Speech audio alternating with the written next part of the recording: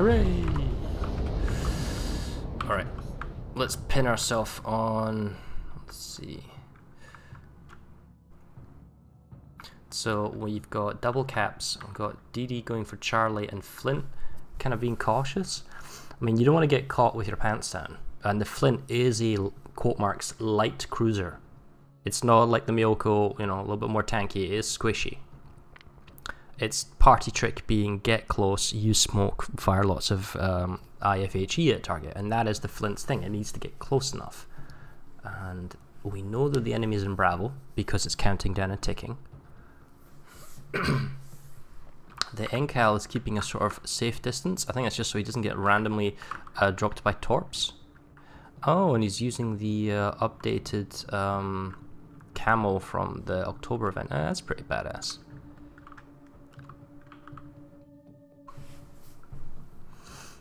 And the Flint, this is kind of cool. So he's going to use these angles perhaps. He's behind the island just enough and he's going to maybe creep. He's using the white camouflage so he doesn't have the Mustang camo. And Bravo and the point lead goes to Kana, while Tango X now captures A. So they're slightly behind in points. So in terms of who needs to make the first move, if both teams were being passive, it would be Tango. Some opportunistic torps on the Gadash Mada.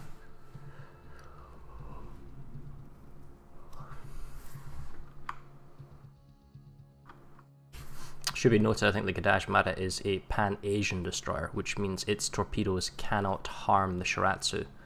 It can only harm the Miyoko and the Amagi.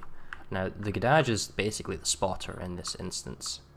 There's no radar, because it's not like in Atlanta for the Flint, which means the Gadash is going to have to peek, have a look. And the thing is, if you are a destroyer and you spot the enemy team, you're outspotted by the Shiratsu, so you could get detected yourself, and then the team could focus fire on you, and you could take a chunk of damage.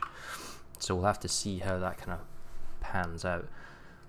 I'm guessing, oh, the game times are also, I believe, 15 minutes or less, so I mean, that means it wouldn't go on forever.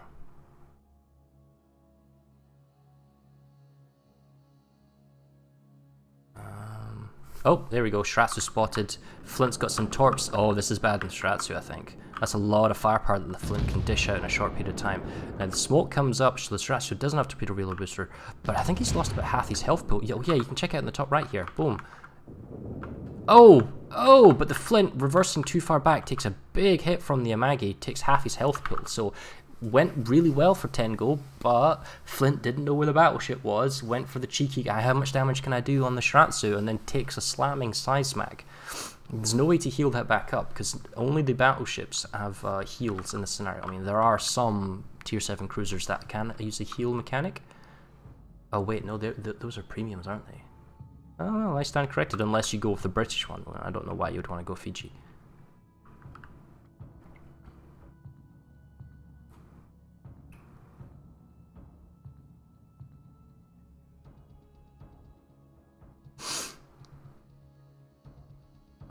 So looks like the Shiratsu has double backed out of his smoke and he's perhaps capping on the edge, knowing that he has detection advantage in the Gadash. Now the Gadash Mada is creating a smoke trail into the A cap, and if he can possibly spot the Shiratsu, oh, there he is.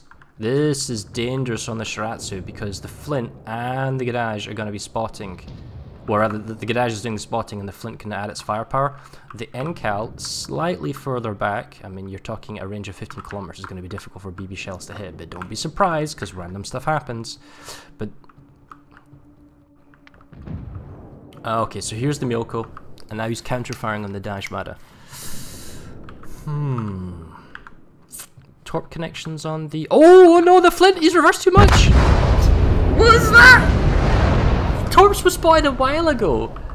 Oh, dearie me. He's obviously trying to reverse out so he can get gunshots on the Miyoko or on the Shiratsu, but he gets himself punished. Now, if Tengo's M-Jester can punish the Shiratsu, 5k health, this is more of a gunboat from Gadash, 3.8, 3.7, the Shiratsu should just go stealth and back off. They already have a huge advantage. Stay with the Miyoko and just do purely spotting. I mean, it's eye in the sky.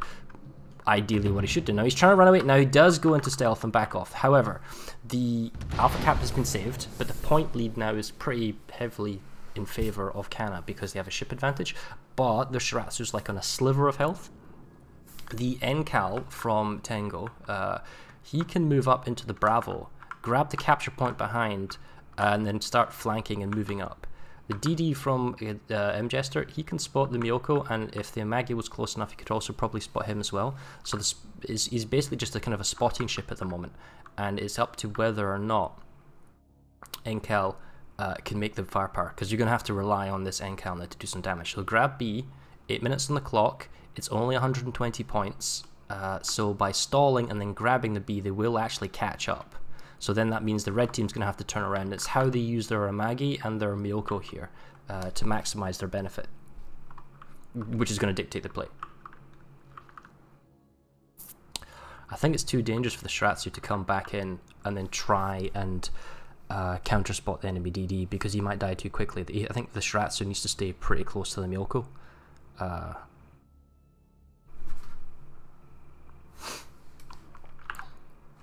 So Maggie's turning around. I think he wants to maybe duel the North Carolina. North Carolina, he knows where the Maggie is.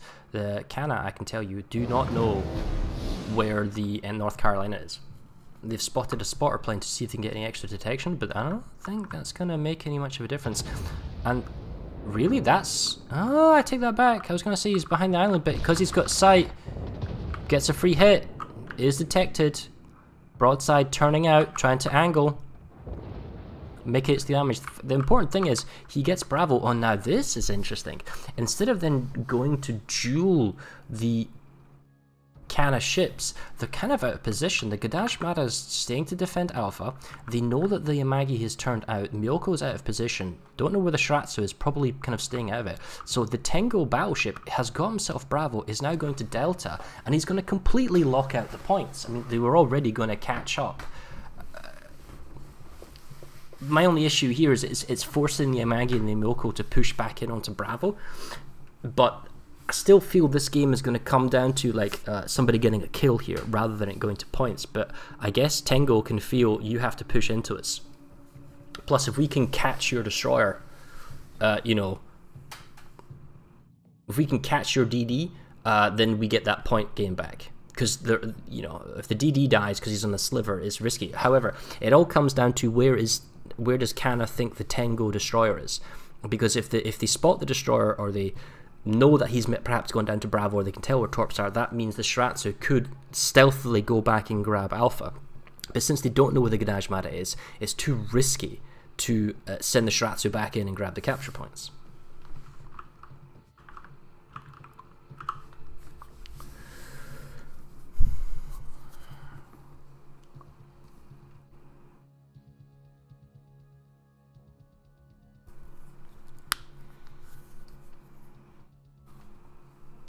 So there's the Miyoko.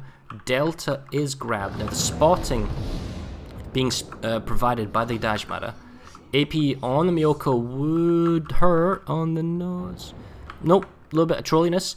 So Bravo's beginning to get capped. We've got deep water torps going for the Miyoko. That is a spotter plane which might spot the torps incoming in advance. The NCAL, I'm not sure. I think he's double. Oh, he takes a fair chunk from the Amagi, doubling backing round. Maybe thinking of going after the Miyoko. Miyoko's spotter plane has probably detected the deep water torps. Yeah, he's going for the gap. So, Gadashmara just torping and spotting. That's all he needs to do. Oh, well, I tell a lie. Now he fires. Oh, he wants to reset, that's why.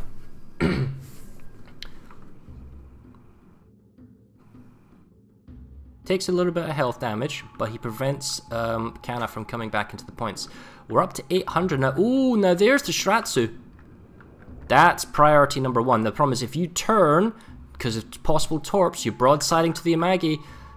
Well, he's not broadside, but his guns are in the wrong direction. And the thing is, does he shoot the Miyoko? Does he dodge the torps? Here he comes. Single torp, perhaps? Yep. Thing is, he doesn't have a gun on the... Oh, now here comes cruiser torpedoes as well, so he probably knows these are possibly incoming. 1, 2, 3, 4. But the thing is, the destroyer's going to come around on the flank and he needs to have his guns ready. He's nosing at the Amagi. Thing is, the destroyer, when it's ready, could come around the corner if he knows where the guns are, and then, yeah, so he's turning his guns already to anticipate that the incoming destroyer would try and kill him. Now, the Gadaj Mada isn't out of position, but because he doesn't know where the Myoko is, so he's kind of chasing him, but it's... Tengo has forced Kana into the position where they have to push. Now it's just a case of they're still technically at number 3-1, and the damage output of the destroyer from the Shiratsu is still extremely high.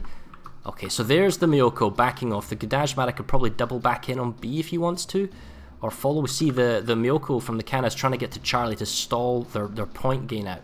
Even if it remained 2 cap points each, there's still such a healthy advantage for Tengo. They'll win this. It's going to come down to probably a destroyer rush and torping on the Tengo battleship. It's risky. So we can see in the minimap that the Gadaj Mada is coming back. HE from the Amagi. Well, it's because it's a fully angled North Carolina. Takes a bit more damage. Where's the Shiratsu? There he is. Okay, so guns are not in position. Oh, the secondary's tapping. Oh, the secondary's down to 185. The torps surely are in the water. Secondaries, don't finish him. The torps are missing though. Oh, he smokes up. Oh, that's it's going to be a long time before he gets a fresh set of torps. If the Amagi takes the ram, the Myoko still needs to get Delta. The Gadaj Mada's back in Bravo. I don't see how Kana can win this, because I think for Tengo, taking the ram is acceptable.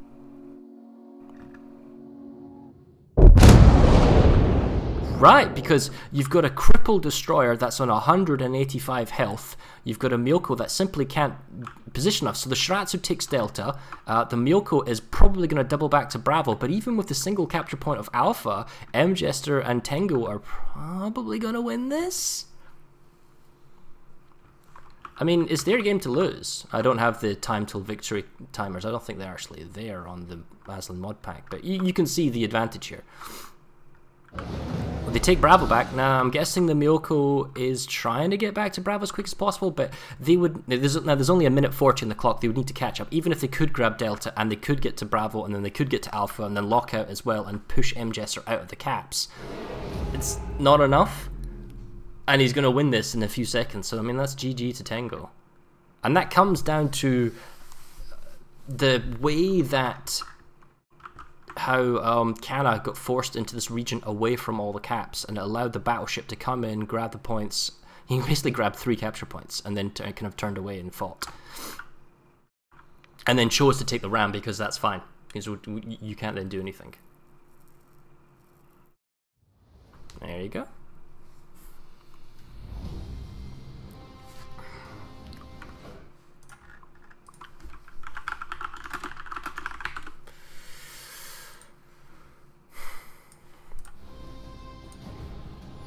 Well, there's no plane kills. I tell a lie. There is a plane kill. Well, good for you, sir.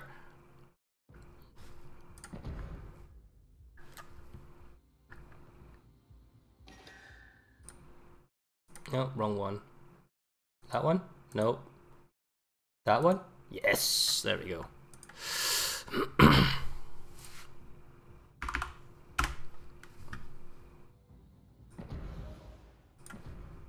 All right.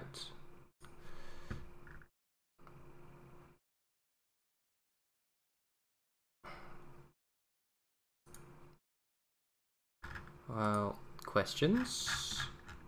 That's not for us. What's the other things? Updates. We're moving to one channel score for simplicity. Oh, okay, Group B. Don't know what that's all about. We are waiting in the streamers channel for our next game. Are we the only 2 streams that are running this at this moment in this time of the day? Really? Let's have a look.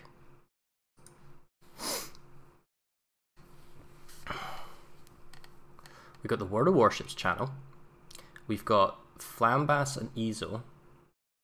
Moss. Oh, Flamos for Wargaming Fest. Oh, that's kind of interesting. And Ezo's kind of that, so that's nothing to do with RQL. Oh, I guess they just wanted someone else to cast because nobody's... Oh, and that's a German one, I'm guessing. unless he's playing. Huh. Interesting. I guess now we know.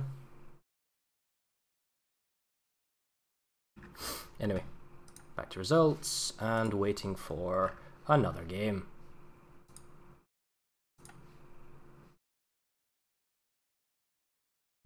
So that was round 2B, and now we're waiting for round 3A. Okie dokie. Well, I guess I'm gonna go grab something to eat while we wait for this. We'll be right back.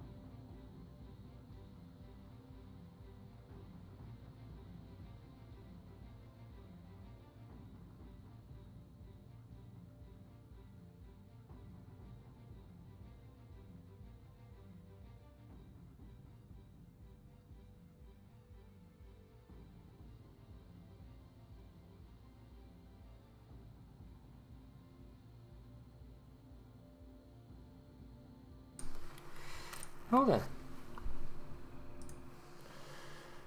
It would appear that we are playing Rad versus Most, and our host today is Lulu Snail. Well, let's go find our game.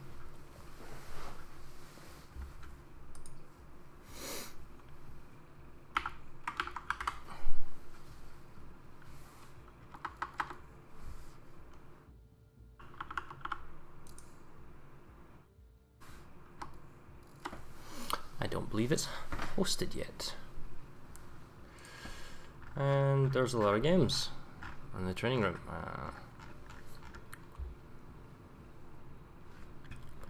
Let me see if there's any form of coordination.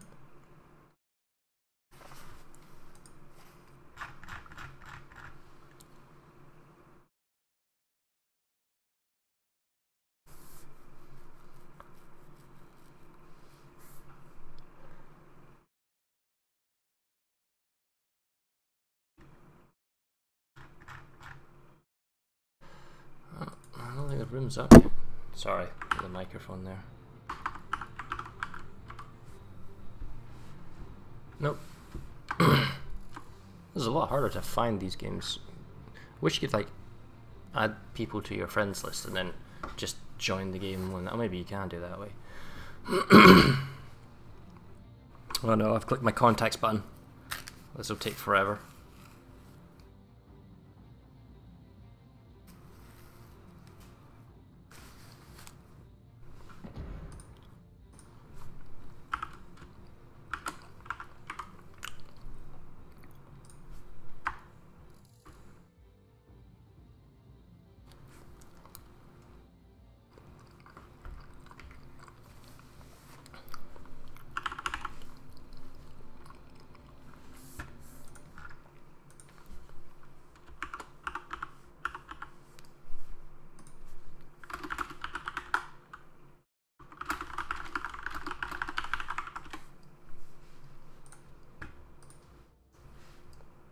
Bingo.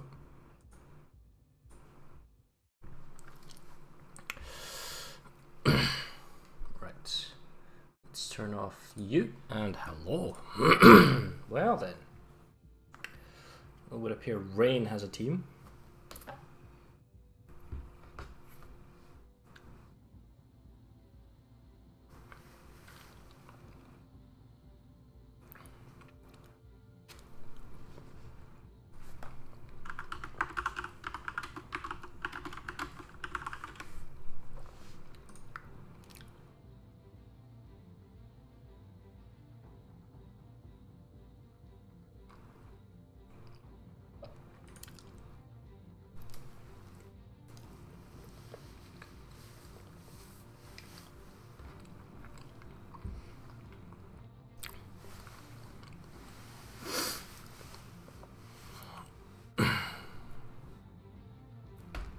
It's a big thing getting, I guess, all these teams together and get them all organised and ready to go, and all the rules and all the refs and all that kind of stuff.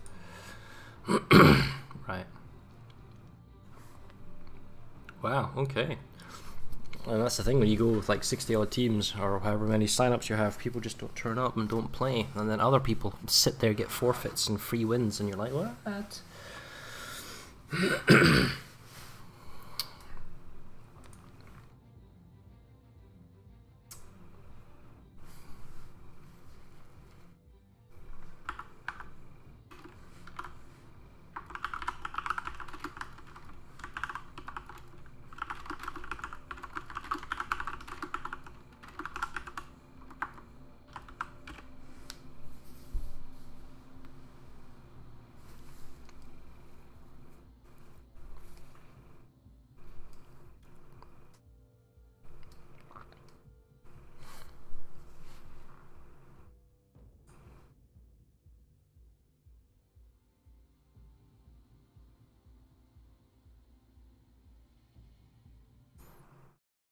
Well, I'm wondering about the ship composition.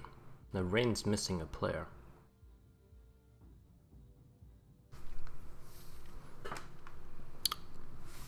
So that's them, and that's then me.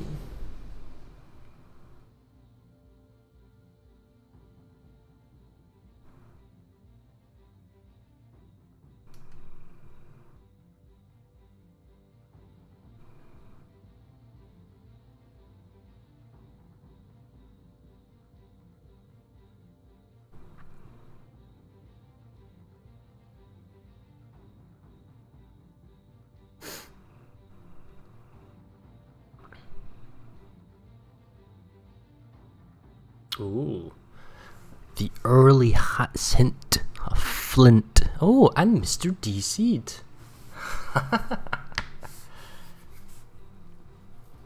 An Akizuki with a Nizanao. Interesting. So they've gone into double smoke, Daka Akizuki with Flint. It's almost like the Haragumo, just his little brother with the Flint, and the Nizanao is like this brawler torping ship if it needs to.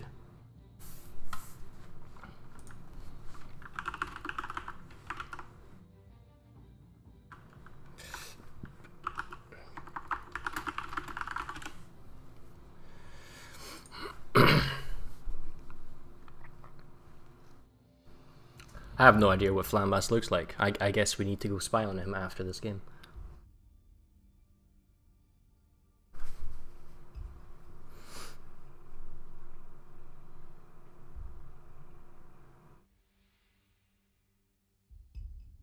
Okay. Nizana versus North Carolina.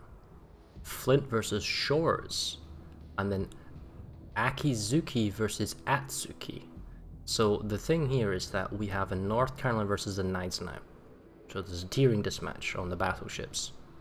Nizanao is fast, but so is the Enkal to an extent. Nizanao has torps though. That's quite an important thing when it comes to brawling. Plus, the Rain team have double smokes. That's quite important, whereas the Most team purely has the Akizuki to rely on upon smoke play. I wonder how they're gonna do some but it's this map. It's Sea of Fortune on domination, so you can check by the center. double smokes, control AB, I'll force them into you, tight narrow areas. You've got 3 ships that can fire torpedoes.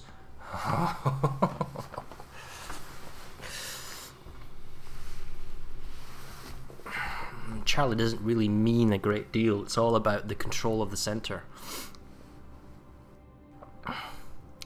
Boop.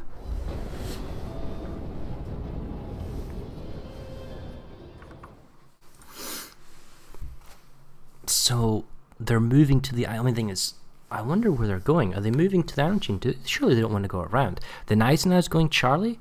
Well, I'd expect good things from this Rain team. If only because, you know, it's considered a quote marks good clan. It's a good group with good players in it. I don't really know any of the names, and I don't know most, so we will see what happens and where. There we go. So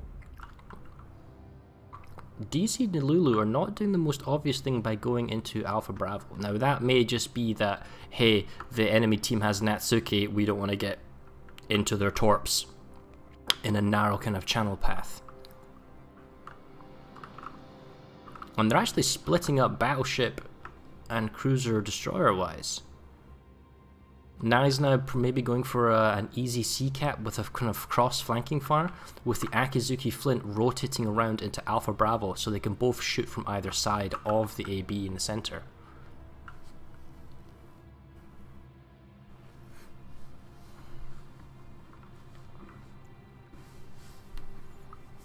Now the Akatsuki from the Most team is going to have the slight spotting advantage in terms of detection.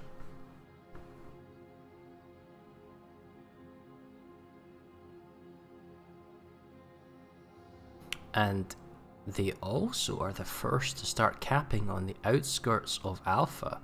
Gneisenau from Rain is still going super wide. Is he, like, the thing is, if the Flint and the Akizuki come across all 3 ships here, and then again, we don't have RPF. So we don't have the RPF, we can't see what the players are seeing. So the reason that Gneisenau might be going wide is because, as you just saw there in the map, they're being pinged. Oh look, the enemy is here. This is where my RPF is detecting. So as a result, Flint comes back a little bit closer. Akizuki is still kind of tail end so he can easily escape if necessary. They grab the Alpha capture point and they start accumulating points. DC'd might butt wiggle reverse into Bravo, but that seems kind of risky and perhaps unnecessary just at this very moment. And Lulu's bringing his Flint in, so I think they know where the enemy team roughly is. Yeah, so DC'd, I think, is going to slowly reverse his Akizuki now into the capture point. And Lulu's moving up to give him assistance. And they've got double smokes. And as I say, the detection is better for the Most destroyer, but at these kind of angles, when you go around a corner, you might find, oh look, you're right there. Okay, so first spot of the game, like 4 minutes in. It's definitely a game without carriers, that's for sure. DC'd is reversing, oh, 2 disconnected. What? Well, it's a bit late to say that.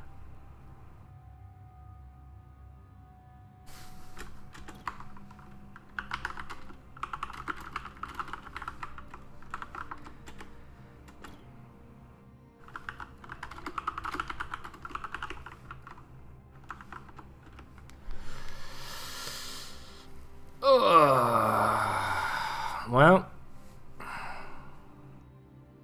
wait one? Dude, I don't think you really know how this works.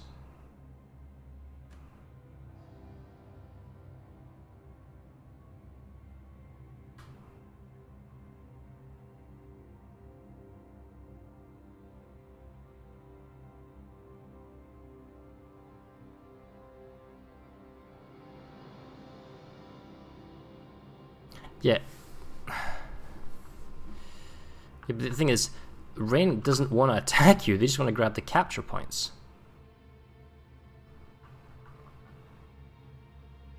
Okay, well, problem is you're down double caps, and the enemy team, if it's just the Encal didn't crash, then the Akatsuki and the Shores have to catch up. And, okay, That's a spotter plane. I'm guessing by... Hold that thought. Smoke number 1. Trolled on the Flint, didn't get any hits. Well, you actually tilt that back, you got 6k. So the Akizuki is doing smoke number 1. And he's also doing vague scouting. I think the sight can't be done by the Knives now. Or somebody's giving sight on... Yeah, okay, so there's the issue. So now the Akizuki's probably going to reverse more so that the Flint can lay into him.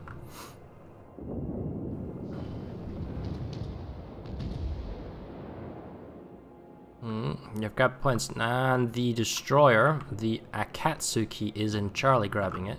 So we might still have a fight here. Ooh, Shores just took a massive hit. And he's continuing to take a lot of... Okay, now he goes stealth. And that's the firepower of Akizuki Flint. With IFHE both ways. Catapult fighter, possibly from the North Carolina, and that was spotter plane from the Shores earlier. So the Akatsuki grabs Charlie. Now, he could probably torp into the smoke, because surely they know where the smoke is. Shores is burning on 7,000. Are you sure you want to open fire on that low health on a ship that is that much health and 20 kilometers away? Because he's just going to return fire, and even if he gets like a small chimping damage, you need to maintain what you have. Oof, and he even gets hit as well. Oh my god. And this is game over. The Flint sees blood in the water, like, oh, we can push this. Yeah. I mean, the crash didn't help, that's for sure. And Lulu and DC'd and these Flint and Aki are gonna split in 2 directions and see if they can find... Oh, but the Neon Cal's got Flint in the open. Oh, nice hit! Nice hit! Absolutely slams Lulu. Can he still see him though? For the... Now the thing is, the Flint is seeing the Encal because of the Gneisenau and the opening of fire. He doesn't see the Flint.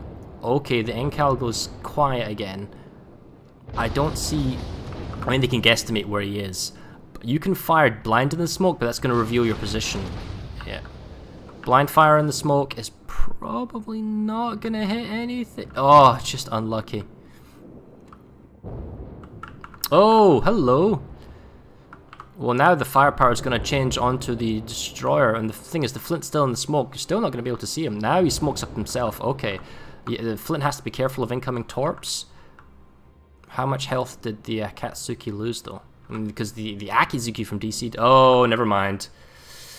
He lost a lot of health. He got absolutely slammed.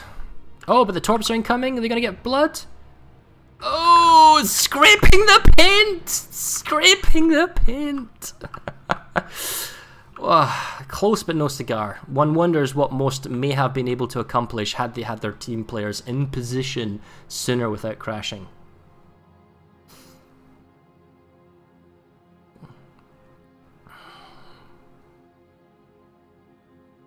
Oh, I am corrected.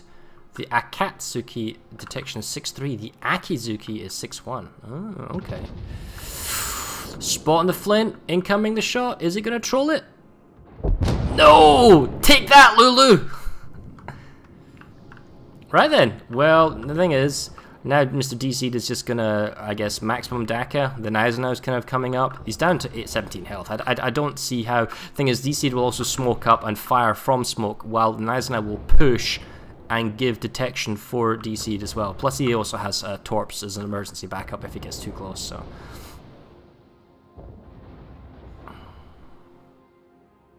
And then with triple capture point, Charlie's now in the hands of Rain.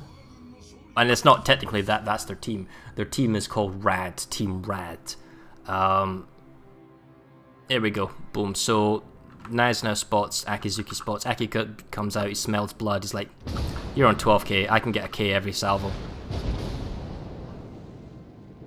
Guns are still turning, rear turret's not looking in the right direction. Firing AP into the superstructure. My goodness, that thing is ferocious.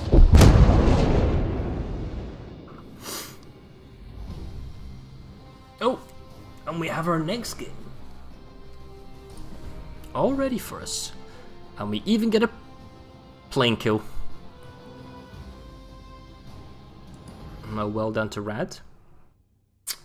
I am going to go find our game.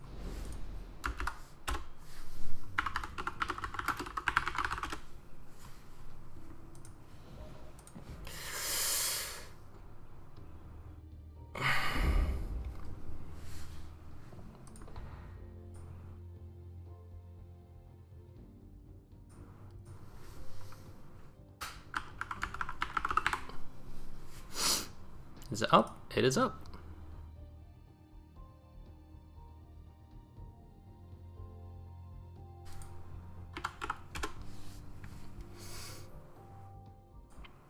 So we are watching Eomin versus Poi. Well, I'm guessing Lollies is Poi. And can I please be Alpha? Bot Hashidate on Bravo. So this is a mixture of 2 TWAs and 1 AOD. Team Oiman. Oh. Do you want to stream a match?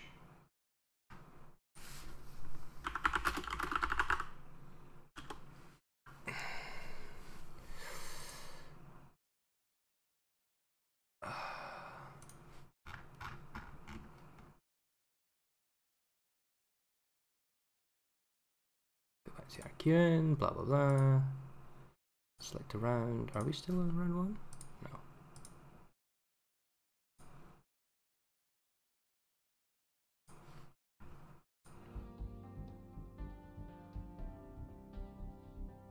Sure.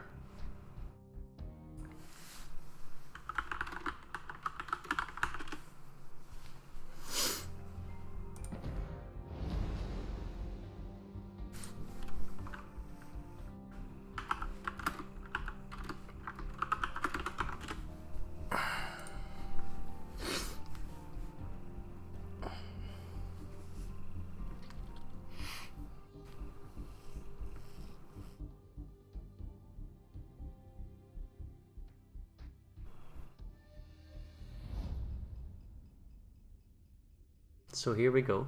Team Oiman versus Team Boy, I guess. And we've gone Amagi, Miyoko, Gadajmada. So Oiman is choosing to take a tier 8 battleship and go with the Amagi, which is, you know, a strong contender, many gunshots, more chances of hitting, good armor, good speed. The enemy team has gone for a Mogami. A Mogami, that's an interesting choice.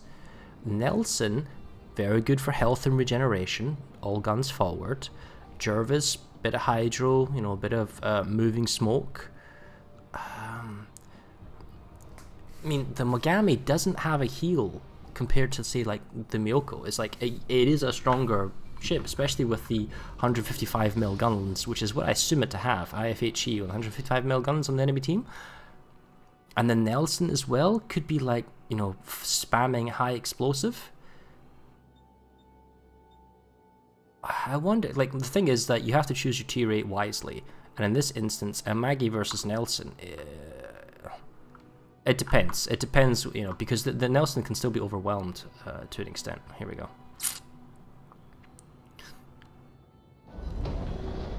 So this is the B section of this round, so we're going to be playing this map again.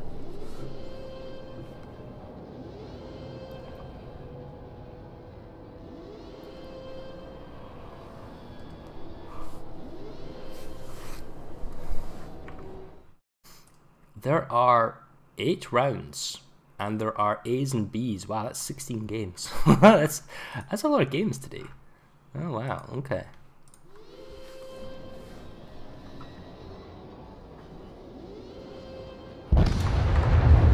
Okay.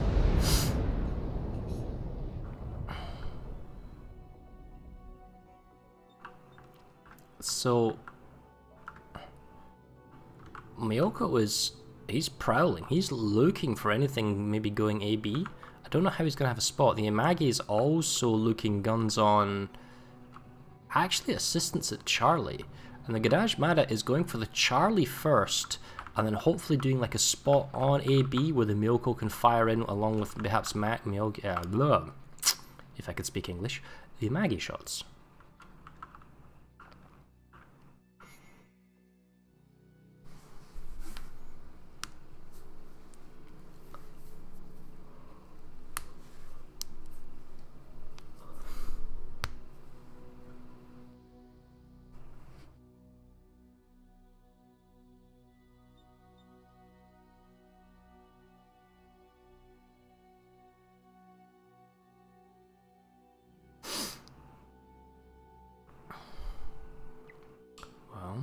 We can see that the Alpha cap is triggering, but not the Bravo, along with the Charlie as well for Oyman. I'm thinking Poi might be probably not on the inside, that is the inner side here. They're probably on the far side of the island, on the back side of A, grabbing Alpha, playing it safe. There's a small advantage to Team Poi in terms of cap timer. We see the Milko has also got double catapult as well for detection. And I'm guessing somebody's got to have RPF, because you need to know of a rough feeling where the enemy team is. The Gadaj, ooh, hello, alright, so the Gadaj Mara spots the battleship. Whether or not the team wants to open fire, okay, yes they do, and we see that the Imagi is running Yamamoto as a captain.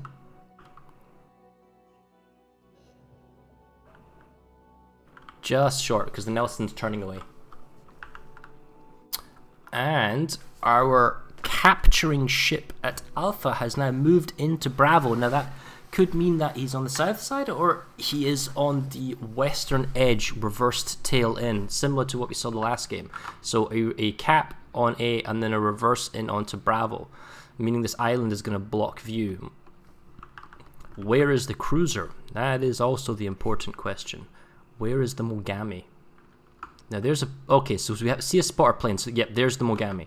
Once you see the spotter plane, you can guesstimate the kind of circular rotation, you can guess what the cruiser is. Don't get spotter planes, well, capot fire, sorry. So, the destroyer has captured Alpha Bravo, Myoko tries to torp in to get like maybe a lucky hit. Mogami now is a one-on-one fight versus the Myoko, and he has more firepower, and he is indeed using the triple 155mm guns with IFHE. The Jervis has smoked up, as has the Gadaj Mada, because they probably both spotted each other, and Deepwater Torps from the Mada is trying to catch the Nelson, who he thinks kind of going up this path. Looks like the Torps from the Myoko didn't connect, but they were riskily close. The Jervis has a Hydro, so he needs to be a little bit careful, no matter if he's kind of pushing up. And the Mogami isn't spotted, but at the moment it's kind of one-on-one if he wanted to pursue. But you know, the Imagi is kind of coming in. Deepwater Torps are dodged. He's going slow enough. Return fire of AP on the Imagi from the Nelson didn't hit, or if it did, not very much. So this guy here, here's your upper tier ship. This guy should dominate the lower tier to make it worthwhile. I mean, it is a one-on-one, but he's not doing a huge amount of damage. The Gadaj Mada is pushing in now. He has battleship support. The Nelson, I feel, is out of position. Unless he can fire into this gap accurately. Maybe down here would have been better, but I guess he doesn't want to get pushed by the DD. Where did the Jervis go? Because TWA is going to force the issue now. Or I'm... Oh, boom! There he is. Thing is, although he can fire on the Gadaj Mada right now, the problem is the Imagi can fire on the Jervis as well. Plus, health pools favour the Gadaj Mada more than it does the Jervis. It's like 16,000 versus 14,000. He's already taken a couple of hits. He's doing some resets here, but here comes the HE shot from the Imagi. Does he connect? And there was no Nelson to support. You can tell if the Nelson had an angle, he could have absolutely blapped the Gadaj Mada with an assistance shot. And it's the same with the Mogami. The Mogami also didn't have a shot defensive. You knew that they were pushing in a certain angle, so do you want to keep with your kind of motion? And if you keep moving up this section, you're going to go behind the islands and you aren't able to support your DD who's locking down your center.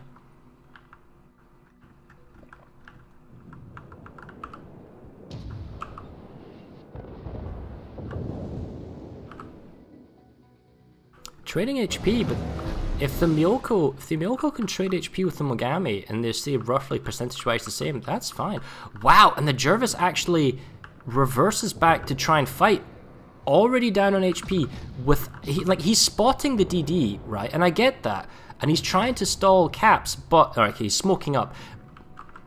But my concern is that the only reason you would gamble your health like that is the Nelson is there to fire. Which he is. So this is the trick. The Mogami's turned possibly back in, and he's maybe able to fire. This is where you wanted the spot. So perhaps the Jervis was a tad, and I say a tad too premature, revealing himself. Because if the Nelson was able to come around the corner and see the Grenade, you could absolutely slam them.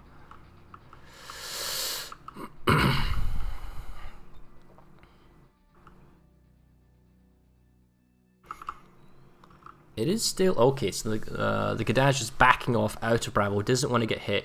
They're playing defensive torps, but I don't think the Nelson's pushing in. The Jervis smoke is now expired.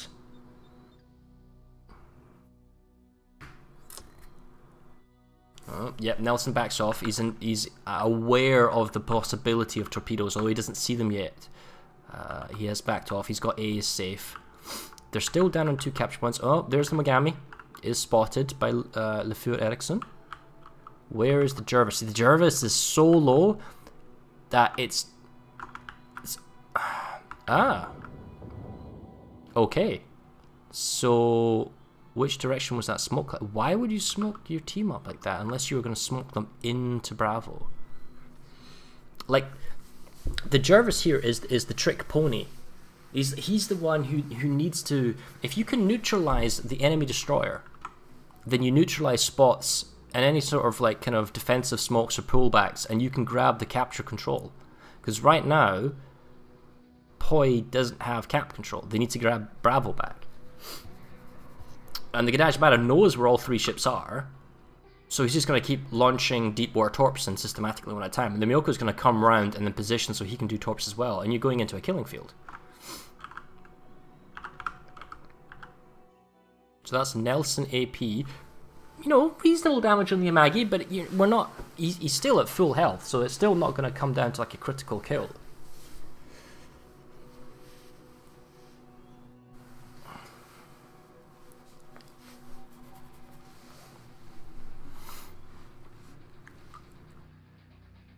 Okay, so they decided, well, now we have to push, but look, I mean, the Myoko's already dropped his torps, so by the time the Nelson moves up, the torps might be there. Nelson's moving up. Mada's not going to let him get ship detectors. He's going to back off. The question is, where is the Mogami and the Jervis in this? Here comes the second set of deep water torps. So the Jervis is probably ahead of the Nelson. If he's running Hydro, that's really important. The Hydro has to be on. Okay, so the Mogami has rotated around the south.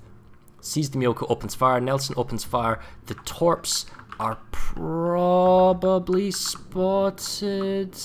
I want to say yes, but he's going to get cross hit. He has to kill his speed off, so he dodges these and then kind of weasels his way in between these two. Nicely done. A little bit of torpedo soup. Nelson nosing in on the Amagi. Doesn't take too much damage, provided he can punish the Myoko, but that's assuming they can see the Myoko. So they've pushed up and they've grabbed Alpha Bravo. The game clock is 4 minutes. If nobody dies, then Poi will take this. And also this Myoko needs to not die to these Nelson shots. Oh, bit trolly. He's fine. Oh, Jervis is just spotted briefly on 1,000 health. Smokes up again. The deep water torps are incoming. The Nelson's taking AP to the front. That's kind of issue. The Amagi is reversing in tail, you know, so he can angled. Deep water torp might connect. Nope. Another close call. Oh, torps on the Amagi dodge because he reverses. Those are singular torps by the Jervis. And the Nelson now is getting himself out of position where he kept seeing... Oh, there's some fire on the destroyer. Mogami is trying to blind fire him. Mogami playing it reasonably smart where he's not in a position to be shot by the Amagi, and the Nelson's just tanking this out. We checked the game clock, 3 minutes, and Poi is catching up on the lead. AP shots, no damage from an angled Amagi. Now the Nelson's pretty good position because with this rock outcrop, he can't be shot, he can't be torped by the Myogi. The Myogi's out of position, doesn't make a play right now.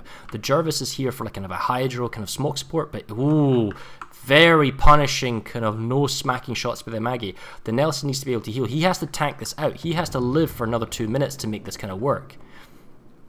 Or for however long it takes to get to 1,000 points if it's faster than 2.5 minutes.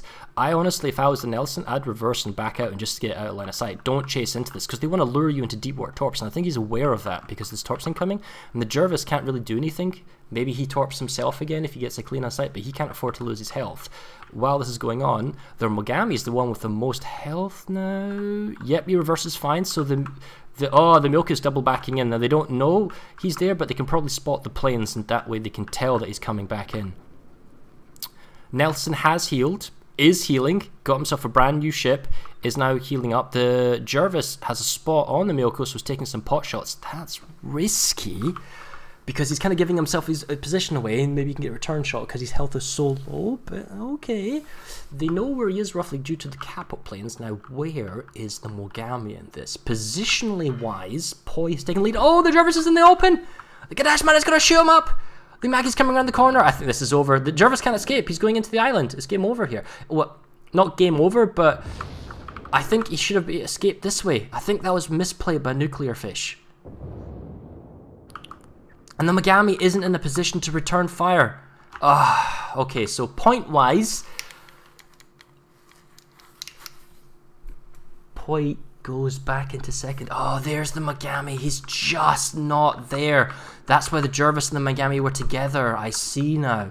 But the Jervis rotated around and the Mogami wasn't in a position. If he was just slightly different, he would have been able to punish the Gadash and a DD trade would have been fine. Now the point-wise, it's a minute. Now, Poi will still catch up.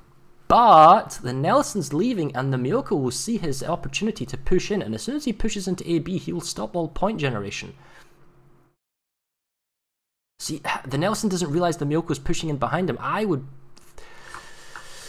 And again, it depends where the Mogami goes, because the Miyoko doesn't only need to go so far. If he goes into B and be greedy, the Mogami could punish him. And he is actually... I think he's going to try and go for a torp round the back here. So he's going to stall the points. There's the Mogami. Now he's like, oh, but he's pointing the wrong way. Health pool wise, the Mogami has the advantage. Fire pool wise, he's got the advantage. Now, points, however, oh!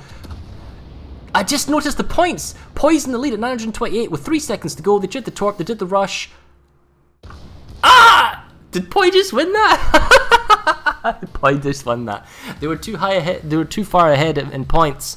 And that's why the Milko pushed, because he had to push. And the Mogami almost died to deep water torp connections there. That was quite a lot going on the end. That was interesting. Even losing the destroyer. Oh, the Gadash might have died. I see. We didn't catch that. We didn't catch that. Well, that was cool.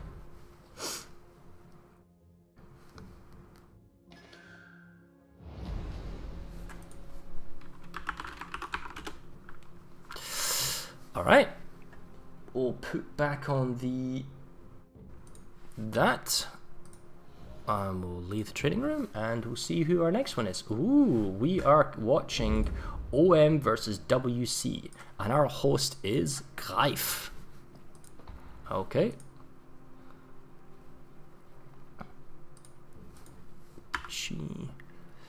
R3.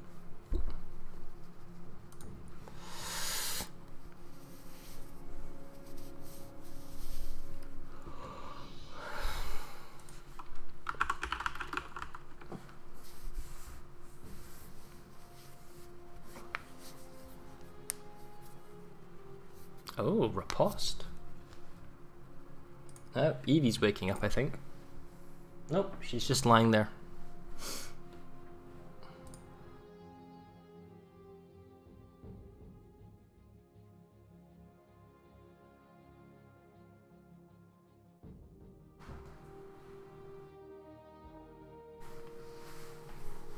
Hello.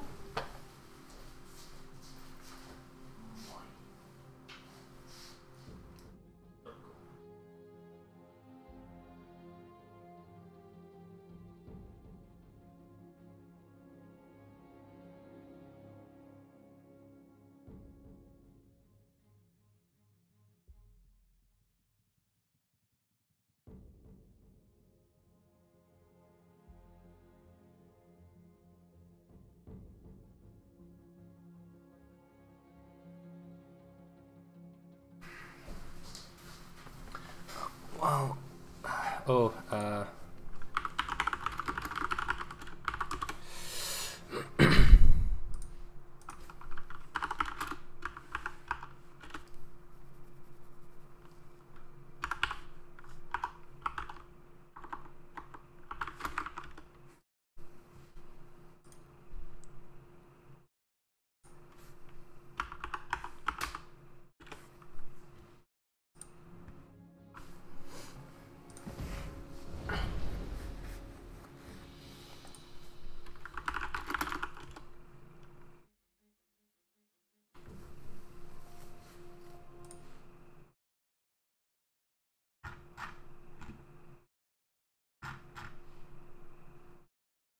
okay, we're on a roll.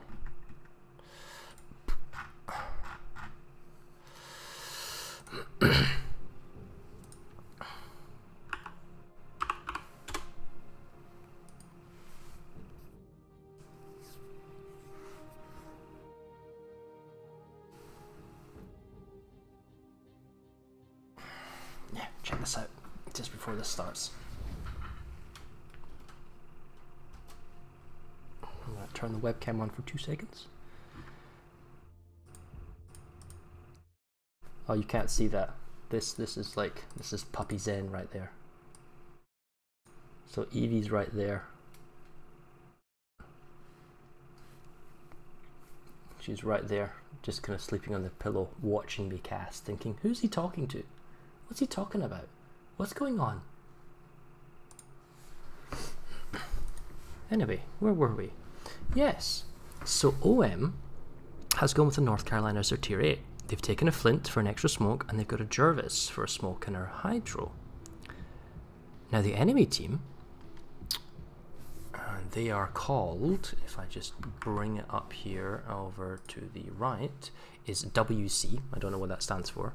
They're using a King George V, which means they are using a Benson as their tier 8 and a Helena as their tier 7. That's a different setup. Choosing to go Benson, long duration smoke, better sort of gunfighter destroyer. Interesting. So the King George is going to have issues when it comes to fighting the North Carolina one-on-one.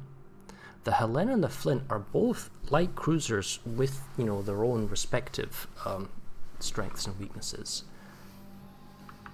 And the Benson is going to overmatch, or I say overmatch, he's going to possibly outpower the Jervis. And then again, the Jervis does have the kind of party trick Hydro, can possibly back off.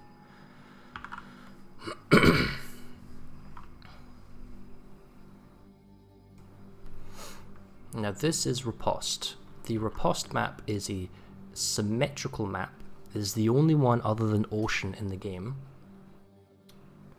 And we use this for our Strike Goods tournament as a decider map. So there's no preference for either spawn.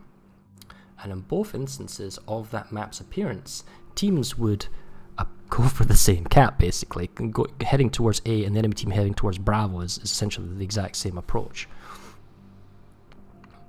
But some teams would go Bravo at the same time, or Alpha at the same time, so we'll see if that's the case. But I'm guessing without carriers, and the sort of all-seeing eye. Well, maybe not. RPF's detections and pings from the team are telling us possibly they're in the north.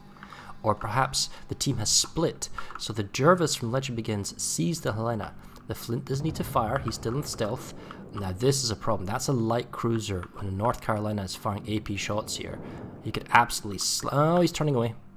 Distance is just too far away. The shots are seen and he backs off. At this point the Flint opens fire, gets to the island for some cover, doesn't get seen perhaps, and fires over, and the Jervis just needs to grab the Alpha Cap and spot. Now while this is going on, the Bravo capture point is flipping, so the Benson is at Bravo. And the King George V, since we don't see him yet, is also probably at Bravo. And the Helena is now going to back off at A. Now, you have to ask, why would you split the team up on the Helena then? Because if he gets spotted and it's 3-on-1, you might be punished. He's going into an island, he's going to have to make a predictable turn. The Flint is kind of doing a variety of damage. Now that is long range battleship high explosive, doesn't make a connection. Now the Jervis from Legend isn't firing, he's just pursuing the Helena and providing sight. I don't need to shoot, that's what the Flint's for, that's what the North Carolina's for. I'm just going to find you, I'm just going to spot you. So cap each, and interestingly enough, the team from WC have a minor point lead. Ah, now here we go. The Benson from Seeds has now moved up the center. He sees Legend begin the Jervis, and theoretically, the Benson with the battleship and the Helena should be able to punish. Now, Legend is in a sticky position right now. Benson can't escape because he's got islands on his nose, but neither can the Jervis. The Jervis now smokes up. He's lost half his health pool, but he doesn't see the Benson because he hasn't any other ship to provide assistance. And I think he's blind firing him. He has a rough idea where he is. Yeah, he's trying to blind fire in the smoke. So the Jervis is trying to wiggle his way with his smoke and maneuver as necessary. The King George has an aim if he's seen, and he needs to be so careful with his positioning, because if he leaves the smoke, he's probably dead. He's Legend Begin is like, he's beyond where his Encal and Flint is in terms of support. Now the Flint's rotating around the corner. He will be probably spotted by the Benson. The Benson this time is reversed and he's probably got himself in the point to escape. And the next few moments are going to be critical. Who sees who first and gets that kind of first critical salvo off? There's the King George. He's going for a shot on the Flint, seen presumably by the Benson. Now the Jervis is out. His smoke is gone. Where's the Benson right now? Has the Benson fled south?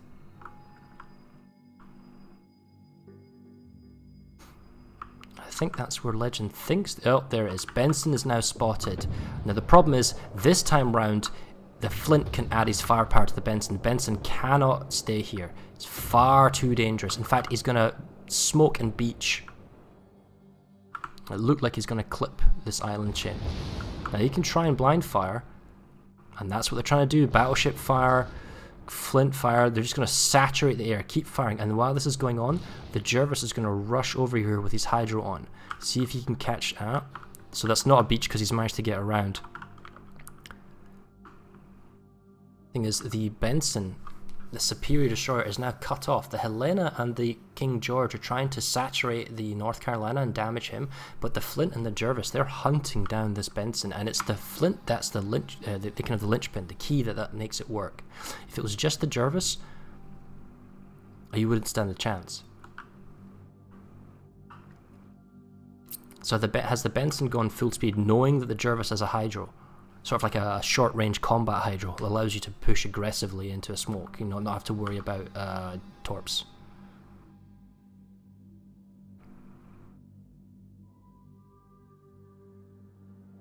So torps are detected, fired by the Benson, so the Encal is going to reverse. He doesn't necessarily, probably not spotted either, so he can just back off and bide his time. The King George and the Helena are out of position. Ooh, the Benson is being chased. The Flint is gonna possibly help, but the Jervis maybe pushed too much here too quickly. Jervis is gonna go down. Now what's gonna happen with the Benson? Can he go stealth? No, he's too close. He has to wait another 20 seconds.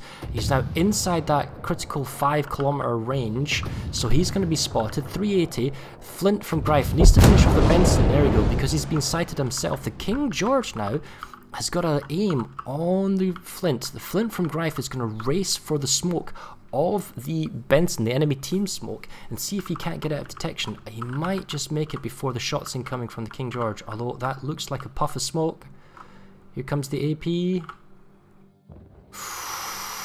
It's a bit more health down. Now the Flint can afford to return fire because he's been spotted by the North Carolina, and now the King George is probably going to want to move up and out of sight. Now here's the choice. What does OM do?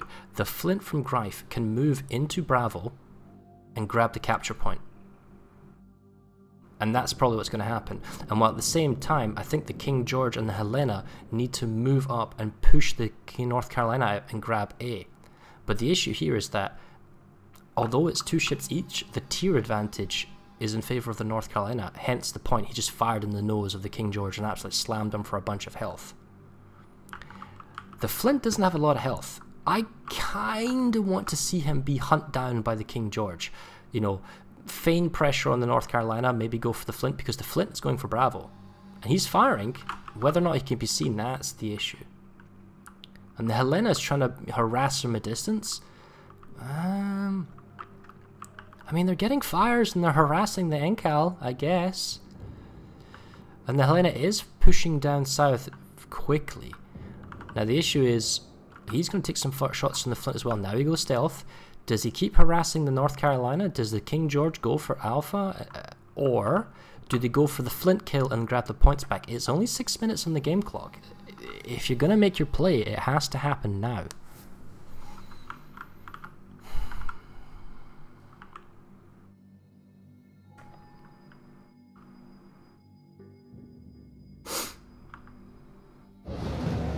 Go. That's double capture points in favour of OM with 6 minutes to go. Plus they already have themselves a point lead. WC is going to have to, you know, push.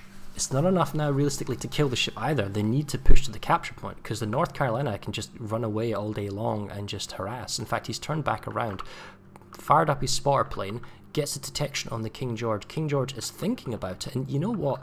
A ram for the King George on the North Carolina would work. The thing is, I don't think the North Carolina is going to allow that, because he still has the option to turn out. So he can go up forward, he can fire on the nose, and then he can turn out, and then it's a chase, and that doesn't work. If the OMBB was slightly out of position so he couldn't turn out, then that wouldn't work. Now the AP shots on a broadside Helena, this is going to hurt. I think he's also slightly slow and dead in the water. Oh, he leads too much. The Helena's slower than he thought it was. Could have severely punished the ship in that instance. And while this is going on, the King George is going to stall the A point for cap, and the Flint also smokes up because he's in a good position to kind of fire, but it's long arcing shots. The Helena isn't really in a great spot. Now those, see, there you go, that AP shot on the nose. Now the King George is probably going to push for a ram, but this North Carolina can push up to the island and then turn away at the last minute, I think. If he grabs the ram here, then it just comes down to the Helena pushing the Flint. But it's 4 minutes on the game clock, and it's probably less in terms of cap times. Oh, I don't... No, surely not. Surely the Encal isn't turning to take the... Well, he is. Maybe he thinks he can get an AP on the nose and kill him. It's not enough. King George gets the ram, he'll kill him. 60,000 health. He's less than 60,000.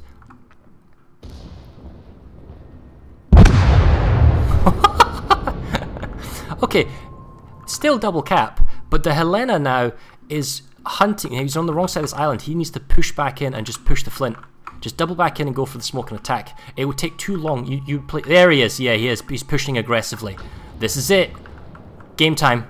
Caps don't matter so much. 6,000 health versus 10,000. HE spam, tier 7 versus tier 7 American cruiser. 4,000 versus 7,000. 3,500 on the Flint. Greif trying to get into cover. More shots from the Helena. Adrenaline rush is going to be kicking in. 1,900. Dead! Ah, what a comeback! WC goes for the ship kills, and it's the battleship ram that did it. I don't think the NCAL should have taken it. He should have pulled away, like we said earlier, but oh well. Perhaps a misplay by OM, perhaps a different game plan. Still, congratulations to WC.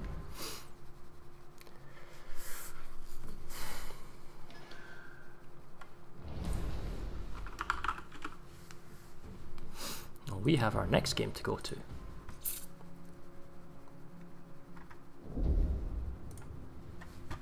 Right, let's go find it.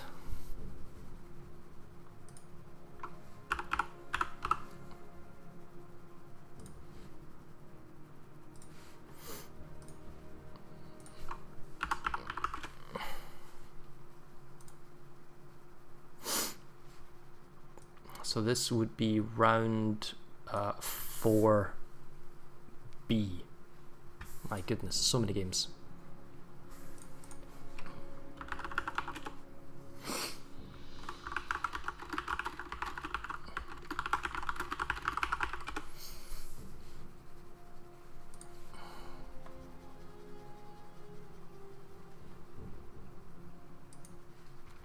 So this is Hydro versus WBFN.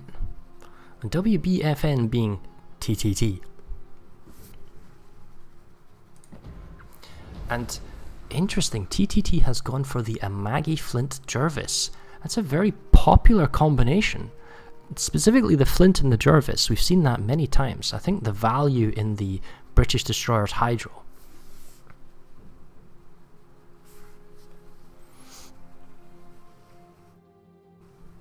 Or other traits such as single torps and detectability and that type of stuff, and its gun dualability perhaps means why it's favoured more than the German destroyers. The Amagi, well, good angling, good number of shots. It's a mixture between the Amagi and the North Carolina.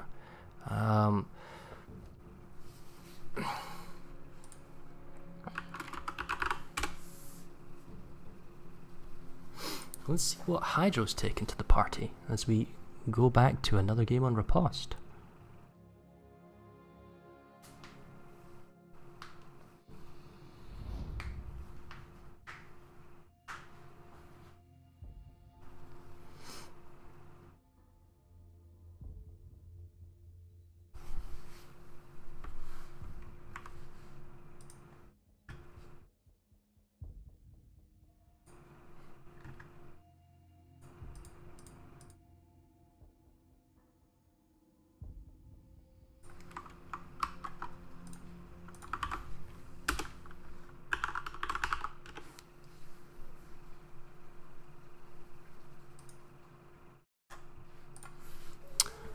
Oh, well hello there, check this out.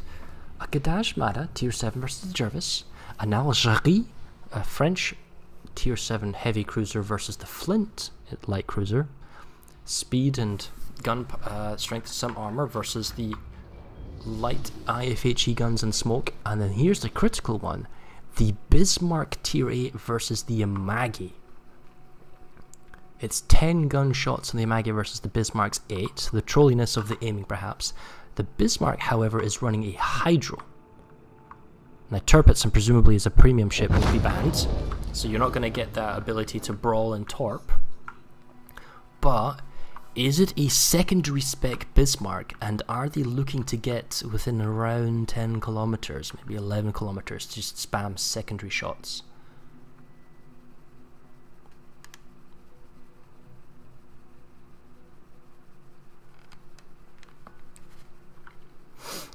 So, this time round, the complete full team from TTT, or as it is listed on the Excel sheet, WBFN, is heading for Bravo. And one would assume that Team Hydro is heading for Alpha.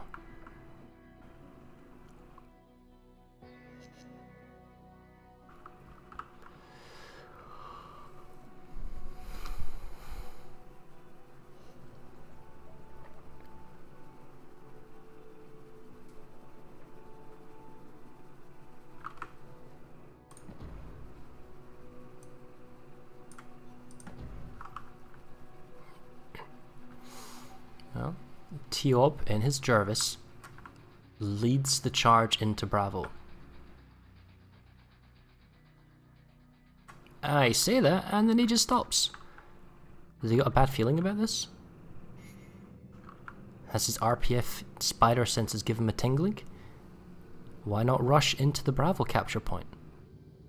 Grab the cap point first. Ah, because he wants to reverse in. Perhaps their RPF is telling them actually the enemy's down to the south, you need to be more careful. Yes, so there is a ping on the south, so we think there's an enemy here. So we see that 4 Amazing is getting himself positioned island where he can have some cover in reverse and lob shots over. M4 is turning so he can have a full broadside shot and moving out wider on the flank to get an angle, and Tiob is reversing his destroyer in so it's safe, so it's easier for him to rush out at full speed if necessary.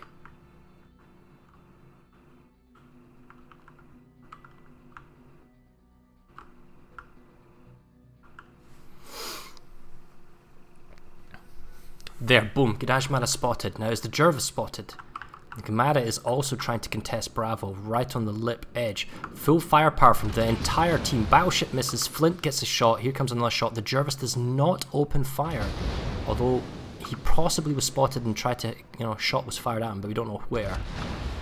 We're no longer taking hits on the Gadajmada. I don't think he's been punished overly. Is the capture point from Bravo? No, he's left the capture point. So he was on the edge and now is slightly outside.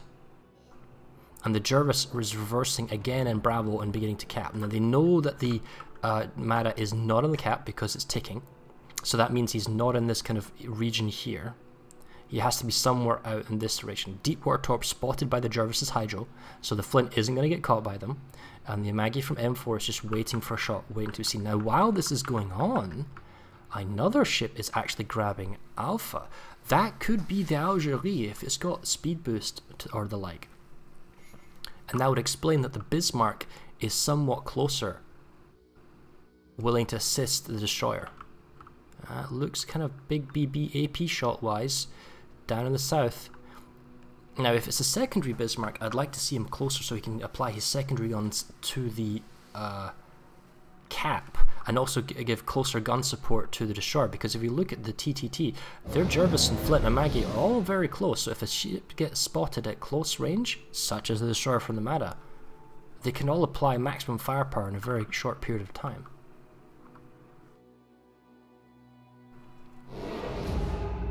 Yeah, so that looks like Algerie trying to shoot the Amagi. Now the Amagi is spotted by the Gadash Mada. There's the Mada, boom.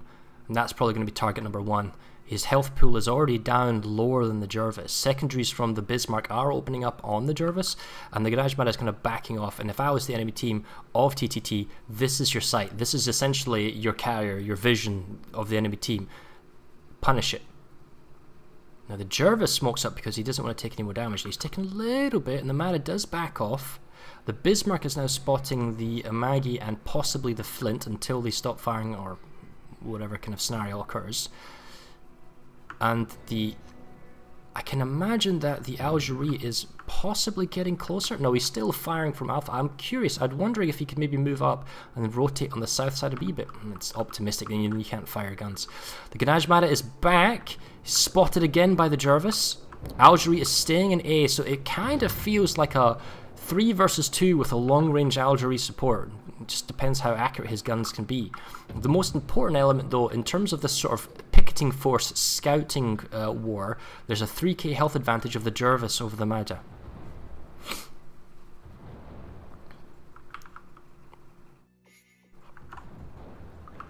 Bismarck return fire, just misses the Jervis, or maybe overpens or something, it doesn't hit him properly. Bismarck turns around, they're well out of torp range. In terms of points, TTT actually has a slight advantage because they grab the Bravo capture point first. So it is up to Team Hydro to push back and make a counterplay.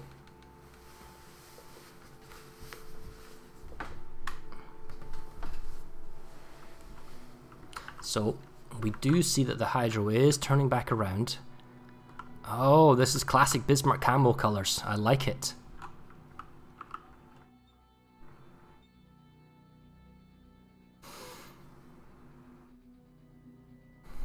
think TTT believes the Mada's on a flank on the edge. Bismarck move up. He sees the Amagi. But the Amagi is too far away and he's too angled there, I thought, to get any meaningful damage. But the Algerie is chipping in every once in a while. He's staying behind an island or such, so he can't be seen when he opens up fire. And provided the destroyer or the Bismarck sees the Amagi, they just keep chipping in a little bit of damage. It's probably because it's the only thing they can see. They'd rather shoot the Jervis, but... what is our Bismarck gonna do?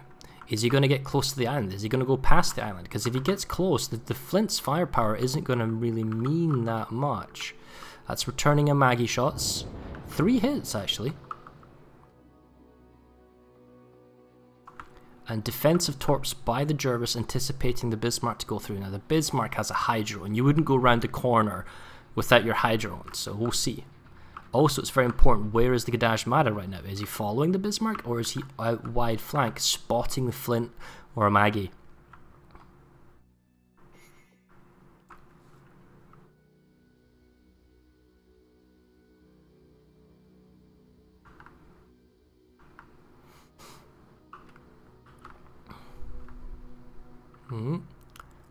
So the Bismarck, the spotter plane from the Bismarck is probably trying... wow, torps run out, they don't have the range.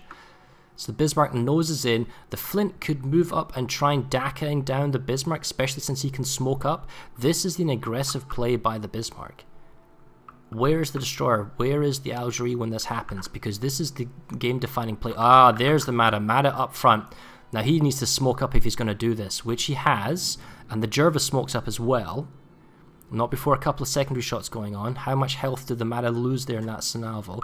The Flint is relatively safe from the Bismarck for the point. Plus he's also smoked up himself, so they probably can't be seen. But the Bismarck can be seen. Ooh, and he turns and he takes a clip shot from the Amagi. Okay, now he goes in stealth because he's behind the smoke cloud.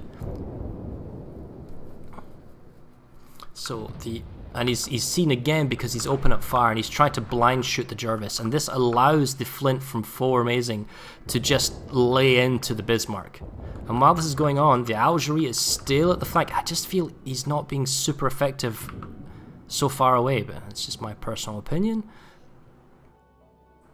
The issue here is you've got double smoking ships and the Bismarck can't do anything. Again, he's been pushed away as well, and as a result, the Jervis can possibly push up with his Hydro and catch the Gadamaja. Oh, the Gadjamada, sorry. Another blind shot into the smoke where the Flint was. Heal from the Bismarck is triggered. Those are AP shots from the Amagi possibly coming in on the Bismarck. Yep, but he's really well angled though. Still takes a bit of a hit. Mada is now spotted. And the Flint isn't in a position actually to help. It's 6,500 versus 5,000 something. It didn't quite catch the health there. It's still a very close destroyer thing.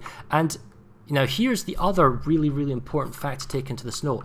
They did manage to get into Bravo. They did manage to stall the points. So they actually have now got a point lead. So Hydro can back off. The Gadash Mada can back off. That's actually what the Bismarck is doing, now that I realise it, is backing off. The Algerie is nose in. Oh, that's dangerous. He wants to not be nose in. 4 minutes left. Oh, ouch. Takes a big hit. He can probably hide behind the island and maybe escape, but the Flint comes around the corner. He can force the fight, and they'll probably kill off the Algerie here because, well, the Jervis can possibly spot from the south, and the Flint's going to come round. Maybe he has a smoke. Well, he's not going to have a smoke for a while, but you know what I'm trying to say, basically. This is how they get back into the game. Hydro has done the play that gets them... Oh, I take that back. Now, however, they're getting not desperate, but TTT is living up... Well, not to throws, but Gadash Mada dies. That's extremely important because I thought that a mixture of the Bismarck secondaries and fire and the Gadash Mada might have caught the TTT destroyer. They need to get a kill again now, and the Algerie is running south. He is trying to harass the Amagi. Flint probably doesn't want to come around the corner and get hit. The Algerie now has to play desperately. It was going so well for Hydro, kind of, but they paid in health to get back into the game. Now oh, what a citadel in the face! And now the Flint can afford to come around. His smoke is ready. He can smoke up, spotting by the Amagi, and this is game over here. They can't deal with this. The Bismarck has to get multiple kills. In no way will the Jervis reveal himself.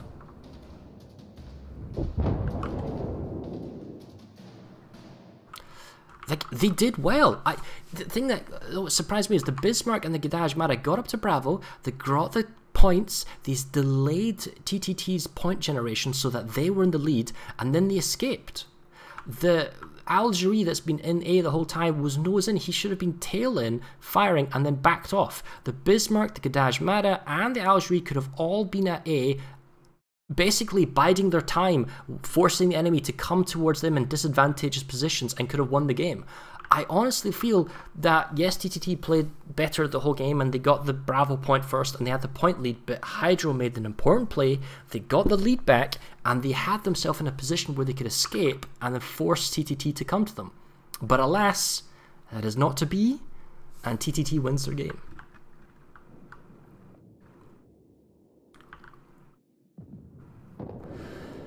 Oh.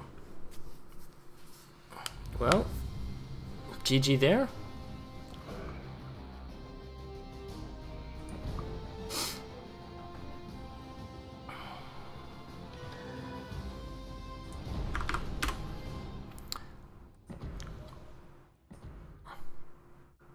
We are going to jump out into our next game.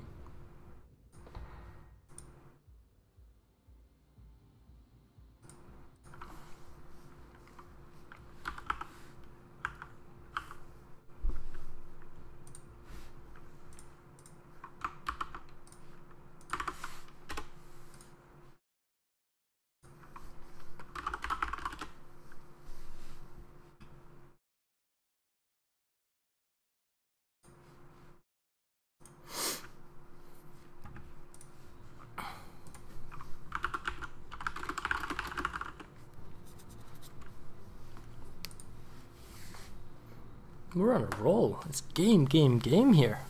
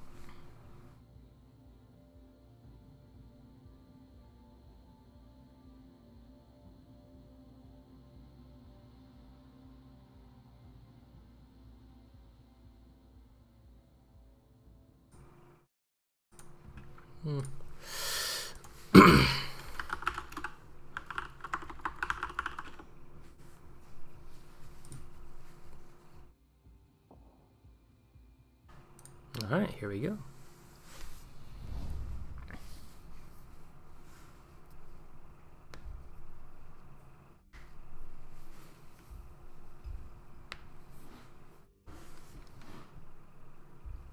You okay?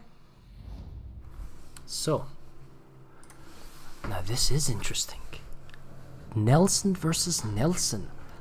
Baltimore versus Cleveland. And then we have a Jervis versus a Shiratsu. So light cruiser versus sort of not lightish cruiser for the American sort of cruiser line cousin fight off. Double Nelsons. I guess we'll call one of them Rodney. And Jervis versus Shiratsu. So torpedoing ability, possibly, but also somewhat gunboaty. Versus the Jervis, but no Hydro. Huh. And we're on shards. This is going to be interesting.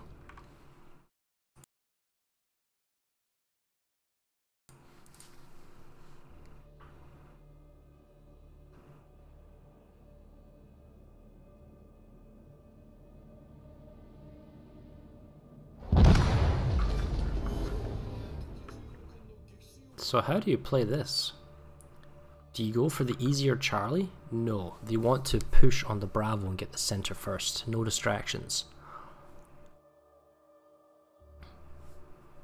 So the Jervis is a very popular destroyer, followed by the Kadashmata. This is the first time I've seen a Cleveland or a Baltimore. We have seen some Nelsons. I mean, you've seen a mixture of almost all ships, but it's mostly been a Maggie or North Carolina. And most teams have gone for the Tier 8 battleship, but in this instance we're going for Tier 8 cruisers.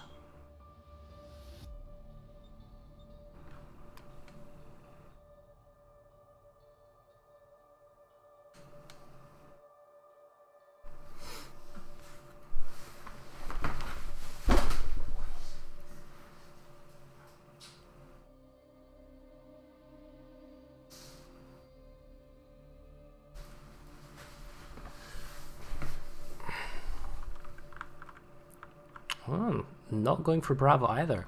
Are they just looking to get a... So we knew that the enemy team probably goes for A.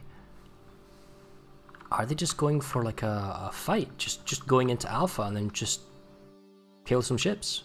Because they could have easily gone into Charlie right now.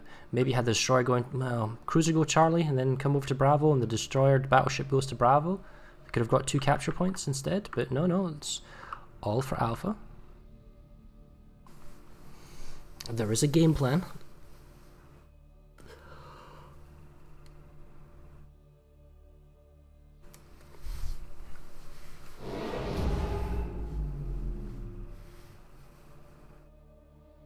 Well, by choosing not to go for the capture points, the enemy team from Enough has taken a point lead. Now the Jervis is making a hard turn and is heading for Bravo. I'm guessing they're thinking, well, if I haven't seen you by now, maybe it was reversing, or maybe it was just a basic ship and then they grabbed A and then they double back out. So the Jervis from TNG spots the enemy Nelson and pushes in for the Bravo capture point.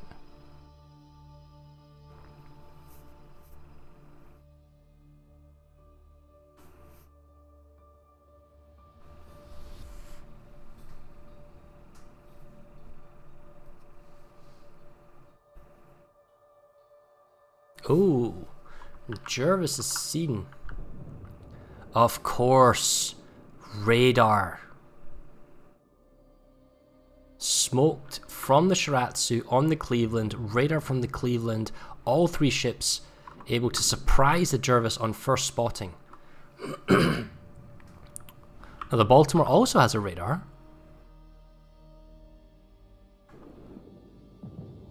And they see the Shiratsu. The Jervis is backed out from the Bravo cap. Ooh, incoming battleship, high explosive. Fortunate. Now the Nelson is taking up a bit of a farm by the Cleveland, but if they need to see him, they can get the Baltimore.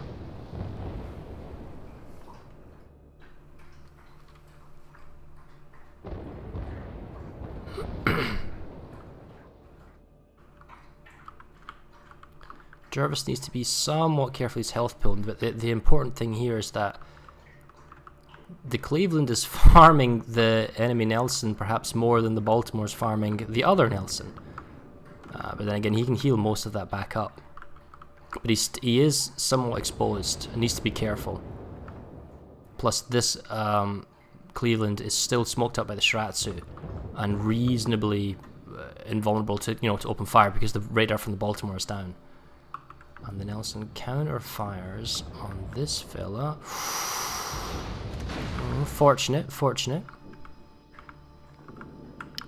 Oh, but it's so much DACA on the Nelson. Now he's reversing to the point where he might get out of line of sight, because Cleveland's still firing lob shots for the arc. Now he is healing. He's getting a lot of health back. Damage con fires are out, or they've expired.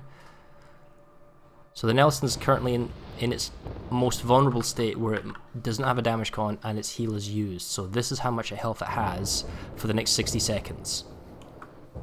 Oh, he's actually really vulnerable to being killed. The Jervis needs to come up and smoke him, but even with the smoke, it may not be enough, because the Cleveland could probably have a radar again ready.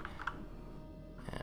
No, it's outside of radar range. This is what we're checking. So yeah, smoke here would save the Nelson for these next. Yep, here we go. So, but there's a fire,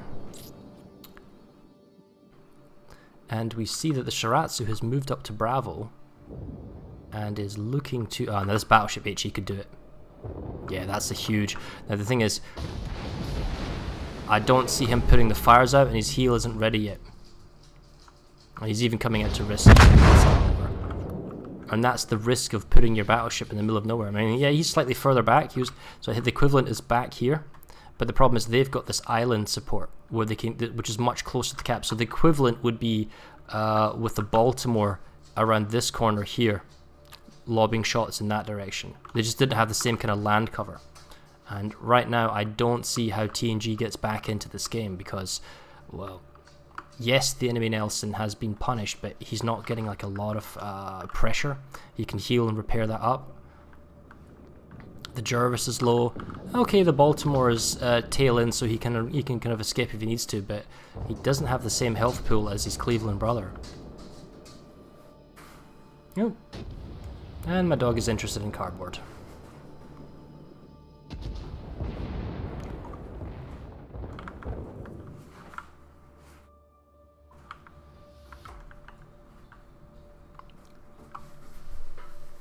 Hold on, I'll be right back.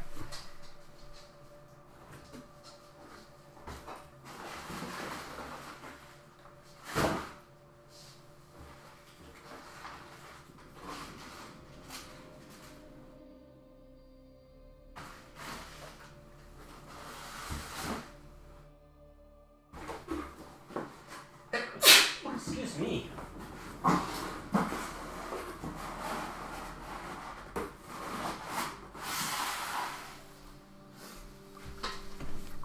Baltimore and the Jervis are kind of backing off because they're down 2 capture points, they're down a ship, they're down on health pools. That's the important thing.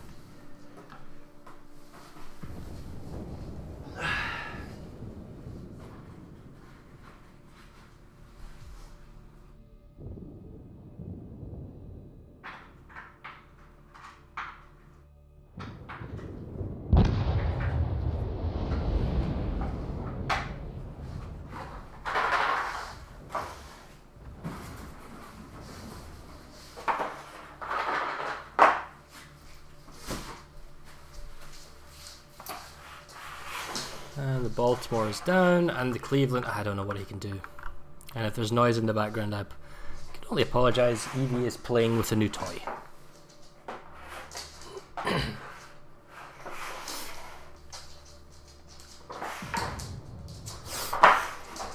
I'll show you after this game ends. It's a good attempt at torps. The Jervis is being aggressive. If the torp connects, he may actually catch him. No, he double backs in. He needs that torp to connect. Just a little too late for the Jervis here. Plus the Shiratsu is now in view. He can get a good alpha shot in as well as the Nelson.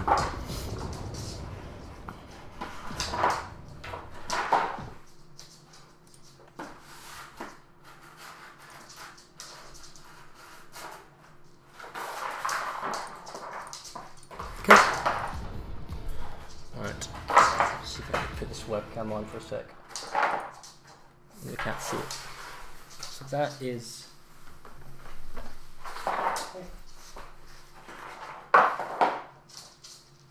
So that is an egg box. That's an egg box, and it's full of treats. And she's being challenged. How do I get to those delicious treats? How do I get to those delicious treats? And her solution is to tear it apart. But in this case, actually, she's pinched it and she's opened it up. That was unfortunately not the greatest of games, but the game plan just wasn't quite there.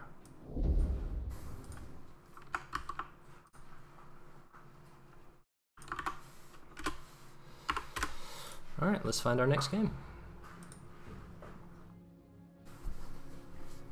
Well, assuming she hasn't utterly destroyed the egg box, I will put some more in there for her.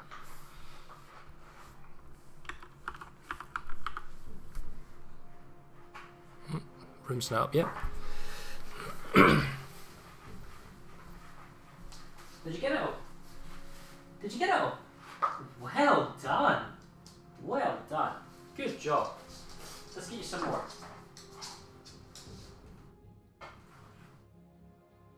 So, this is Evie's My Pretties tin, and it contains all of our treats when we go on a walk or whatnot. So we're just going to load up egg box with some stuff.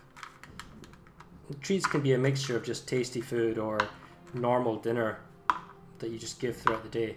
But you don't want to give it to her, you want to make her work for it. There's plenty of treats. Is there a locking mechanism to this? Kind of. Well, I think the locking mechanism is a bit weak. Ah, here we go. I think she sussed the locking mechanism out, so it's not actually closing properly. Oh, that's too easy for you. I think we need to tape that. Here we go.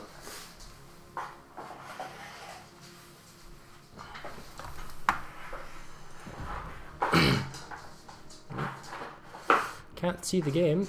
Let's go find. This is a group A, round 6 group A.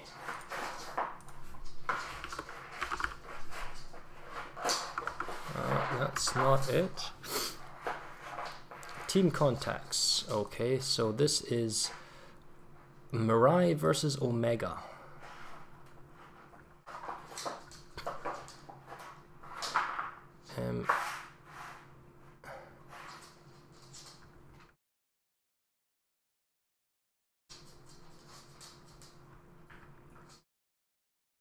I can't find it, that's useless. Oh, that's NA contacts. Durr.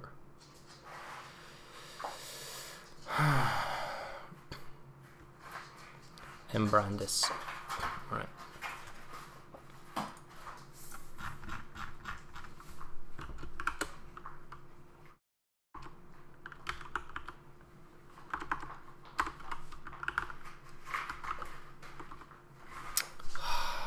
Nothing's ever simple sometimes.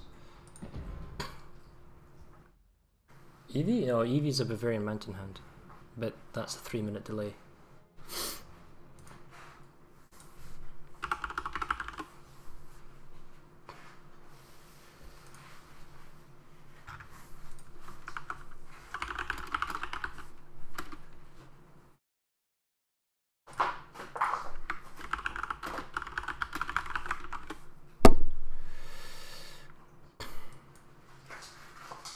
See, there's designated contacts, and I just can't find them. Forecast 21 should be opening up the room. Sneaky one.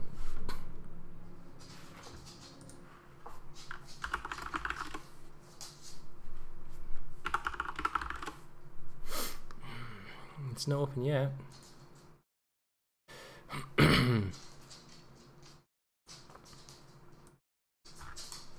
Oh well then, patience I guess. Oh, this is going on, let's have a look at some results, shall we? That's 01, boom, there we go. And again, oh, well, look at you. I think this is too easy. I think this is far too easy for you.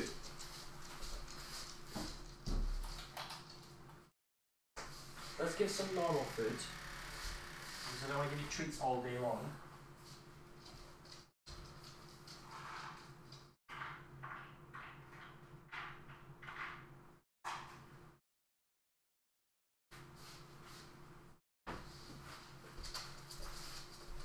Right, what we're going to do is, if I can find some, we're going to tape this closed. Go. Oh, another message on here. The room for it was created by, oh okay, completely different person.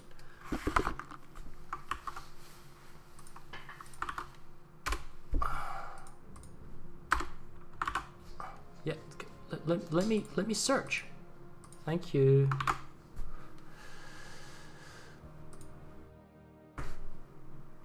Yeah, I know.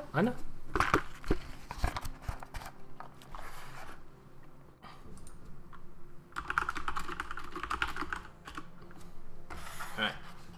Let me turn off the tactics, and I'm afraid I'm gonna have to turn off the camera here because we're going into another game. So there we go.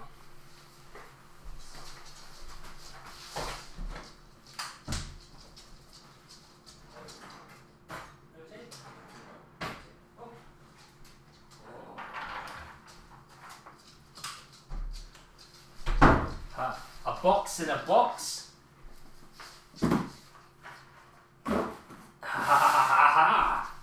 Good luck there. So while that's going on here, let me show you. I basically couldn't find tape, so I've put a box in a box, so now she can't easily flip it. Now she has to get the box out from the box.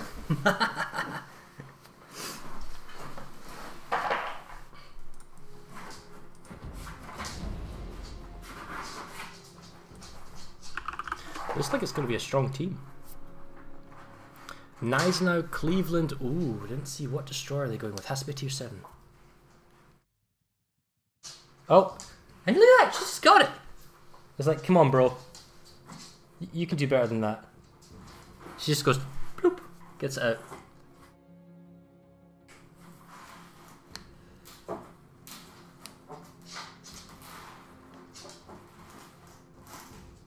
I need to be challenged more. She doesn't like, she wants treat food, she doesn't want like dinner food. Oh, we're waiting 6 minutes.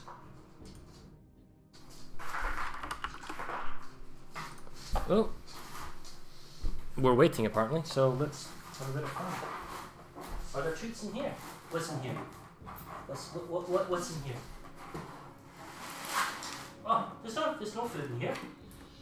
It's just a box. There's nothing in there.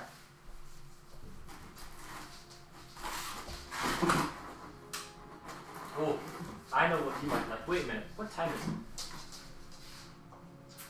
I'm hesitant to give you treats because your dinner's in like an hour or two.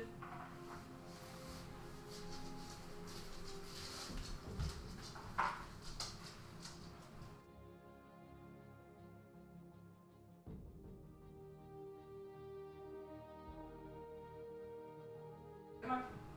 Ooh. Come on. So one thing that Evie likes to eat recently a lot is apple slices. So come on. Now hutch. Hutch. You're gonna have to earn this. Shad. Mmm. Wappa. Good girl. Give me a high five. High five. Good girl. Now, leżeć, leżeć, piff paff, piff paff. Ah, you so earned that. You so earned that. Well done. Well done. Good doggo. Good doggo. Apparently we're waiting until like the hour before we start, so we get to mess around and play.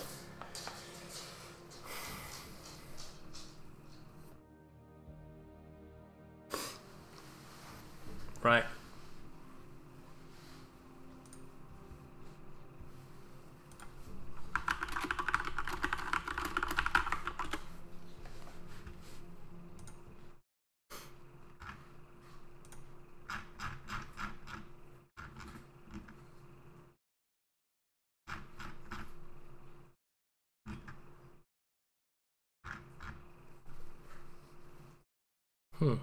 Okay.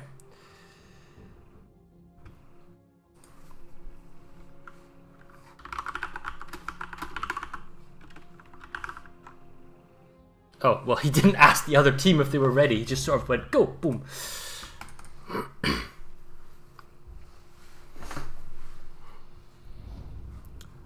Okay, so Gneisenau, sorry, I apologize, Gneisenau versus Bismarck.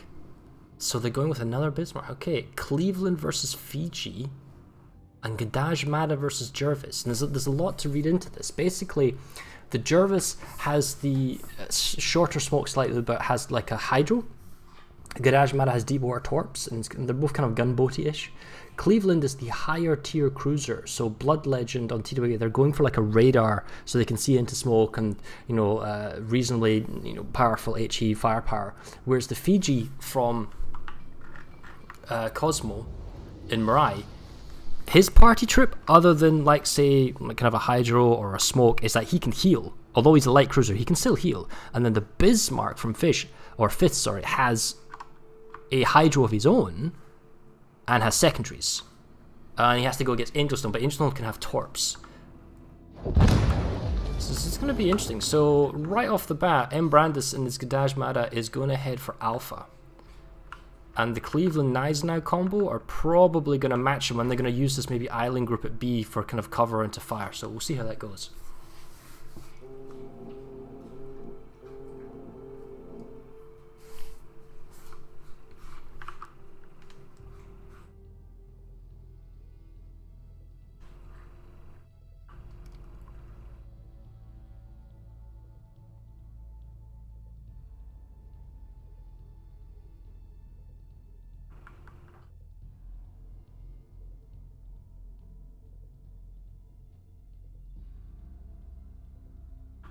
Right, so the DD was at Bravo, sorry, going for Alpha's now moved over to Bravo. He's going to try and get a cheeky Bree, while the Gneisenau Cleveland's going to go for A. We'll just sit back here and watch how it plays out.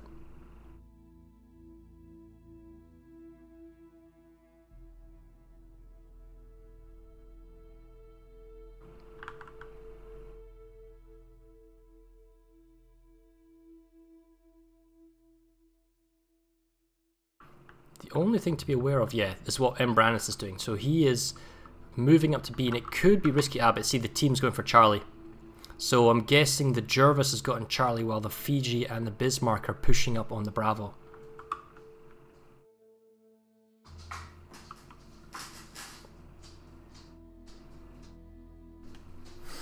Oh, I'm sorry, Evie, I don't have any more apple right now. You're just going to have to entertain yourself until after this game.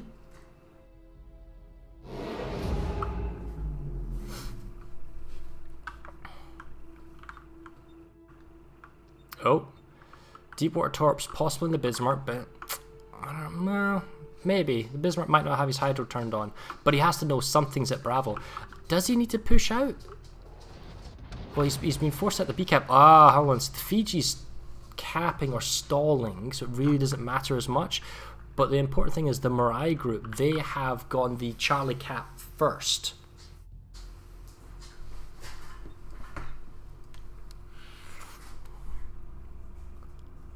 So that's the point difference right now, about 26 points, 28 to 26 depending on how the timing of the clock goes. So it's up to the TWA team, and they actually have a name here, and if I have a look, Omega. So this is Team Omega, and in the background is Evie with Team Box.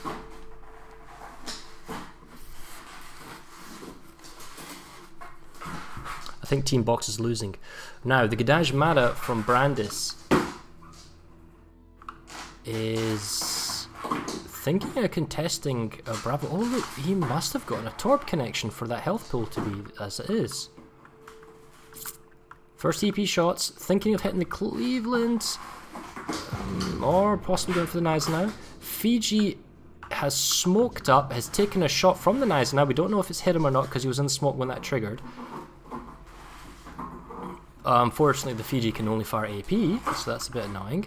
The Gadaj Mada is laying his guns as best he can into the Bismarck because it's being spotted by the Cleveland. Oi! Oh well, I guess we're just going to have to play with Noisy Dog now.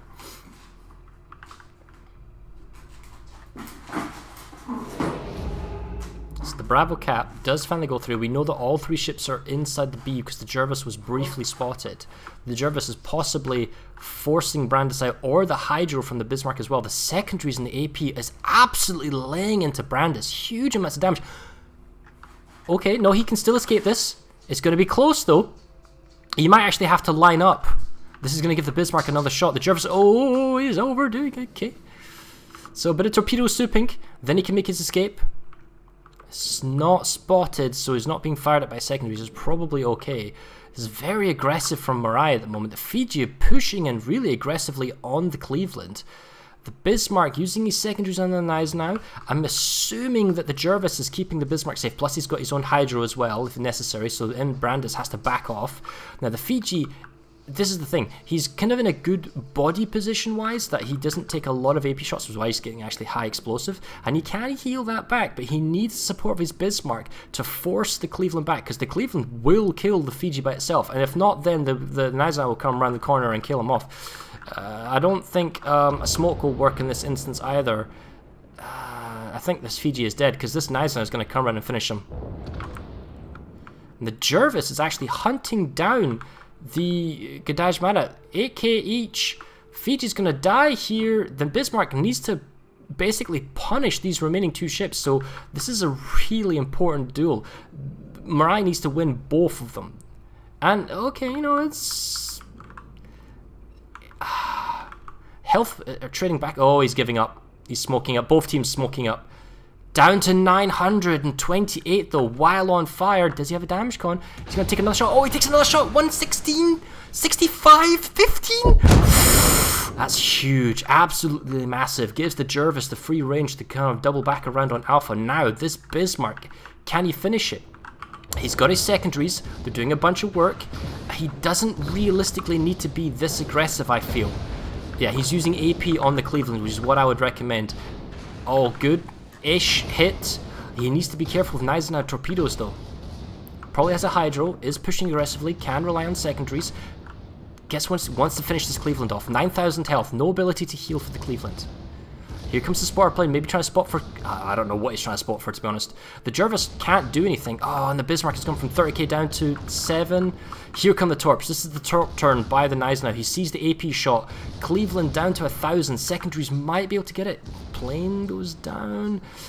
That's going to be a kill right there. Oh, no, he gets the AP shots off.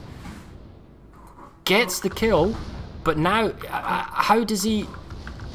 what does he do against the Nizanai? Oh, he gets some shots. He's healing. Can he angle enough to mitigate damage? I don't think he can. I think he's in this. There we go. So now what happens? You've got yourself a battleship on 22k health against the Jervis. Now, here's the important things. Capture point wise, the Jervis is in the point lead. That's the important thing right now. And because the Jervis and the Mirai team is in the point lead, he just needs to stay away from the Nizanai. When the Nizanai goes to one cap, the Jervis goes to the other cap. And if you play a game of whack-a-mole, in fact, he's even going for A. So he will have spotting advantage on the Nizanai. He just needs to make it that he can escape, not get shot at. And there's no way that TBWA can come back into this because they are down 2-1. In fact, it looks like he's actually going to try and go for... I don't really like the Jervis going for the full-blown cap. And the fact that he's smoking up, it tells the enemy team where he is. If I am this Nizanai, and we are green, so we are on this team, oh look, there is a smoke. Therefore he is in that smoke. But yeah, you know what, the Nizanai isn't going to be in a position to open fire. And then I guess the Jervis can escape. So he needs to escape now, and presumably out the south and just run away. Because you've lured, he doesn't know where the Nizanai is, but since you've lured the Nizanai in this far, you don't need to take the fight. You just run away. Just run. Stay out of the detection range of his plane and of his torp. So the Nizanai was gambling. He can maybe torp this way and chase after the exit that way. The Jervis could play super aggressive and torp, but he just needs to run and escape. And then the Nizanai cannot get to A, then to B, and then to C in time to win this. Oh wait, no. No. Box isn't for playing with. Not this one. I'll give you more apple when this game ends. Huh.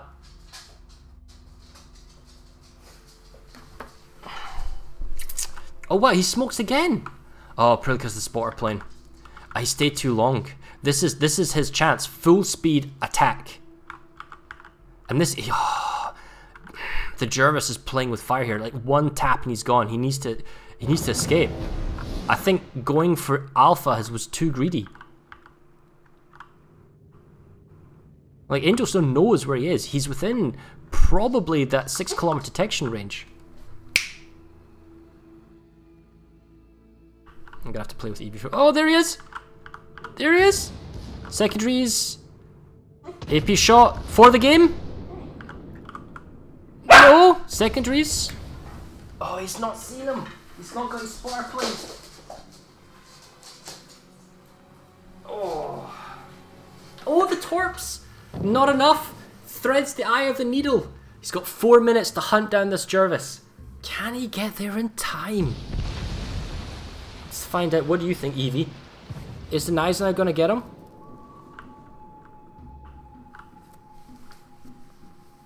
So close. The thing is, the Jervis is going towards the edge of the map. What, it's 880 points?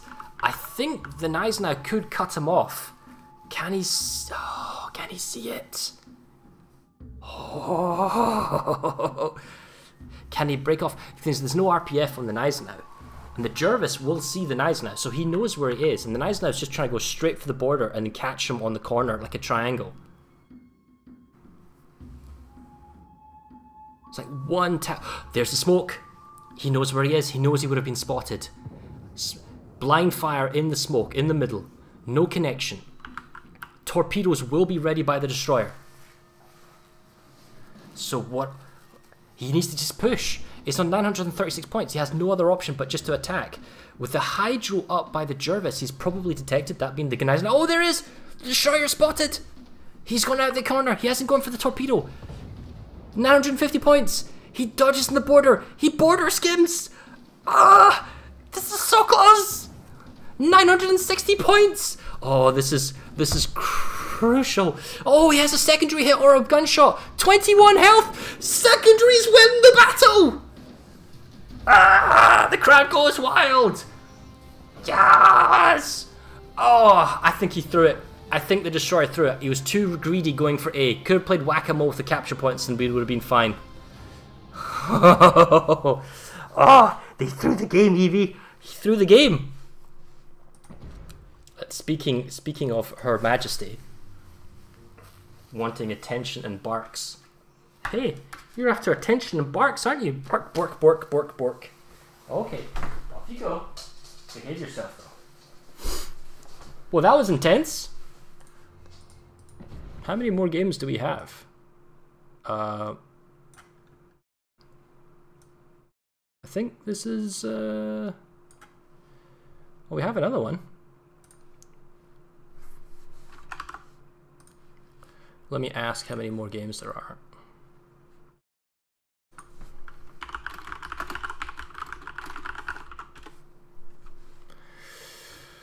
Because I kind of want to give some attention to Evie here.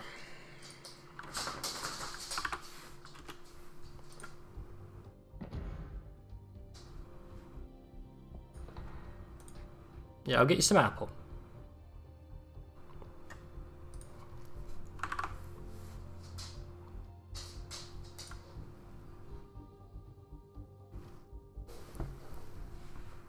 Yeah, see this? See this? Somebody wants attention. Right, let me go deal with this.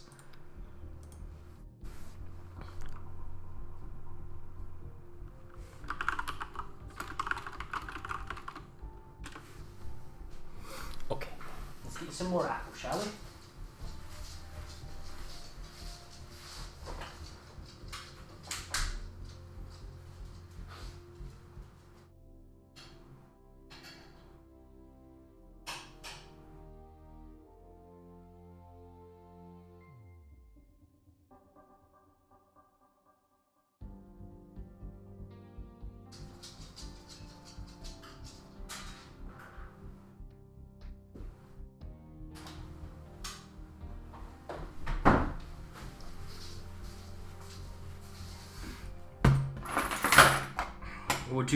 We'll do an apple cutting stream with Fara.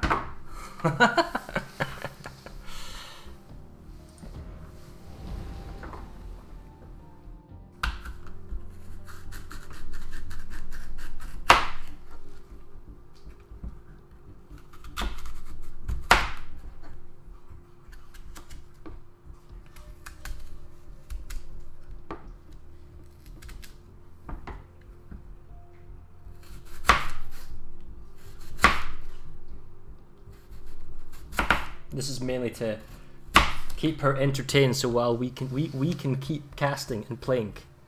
While this is ongoing, we'll keep doing this.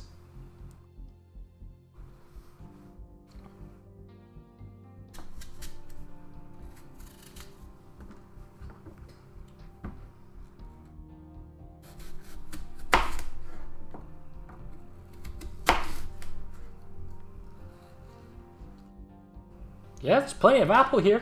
Don't look at me like that. Look at this. She's looking at me like saying, "Hey, what's up, yo?"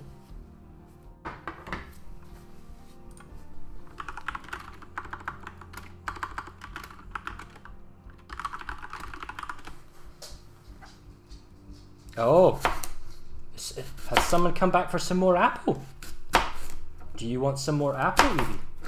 Well, you're gonna have to entertain us. Do you want some apple? Okay. Mmm. Is this a delicious apple? Is this a delicious apple? Hey, come here. Nahodź. Shad. High five. Yes. Okay. Leżeć. Leżeć. Pif paf. Pif paf. Oh.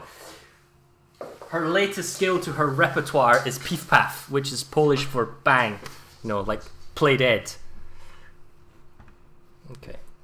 Let's turn this off.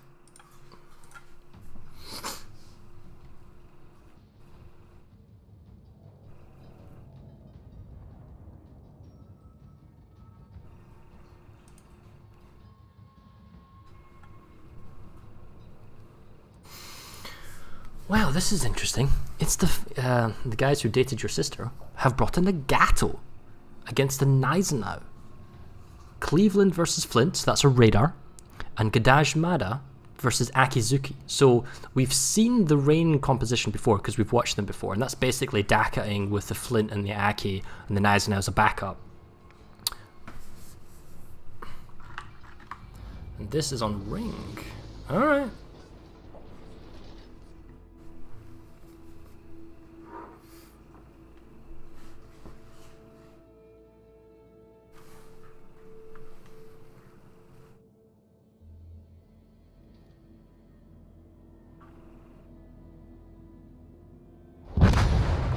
Should be said, the games that I'm going to are the ones that are given to me by the organizers. I'm not going into random games. I'm basically told, this is your next game, this is the host, go here. So.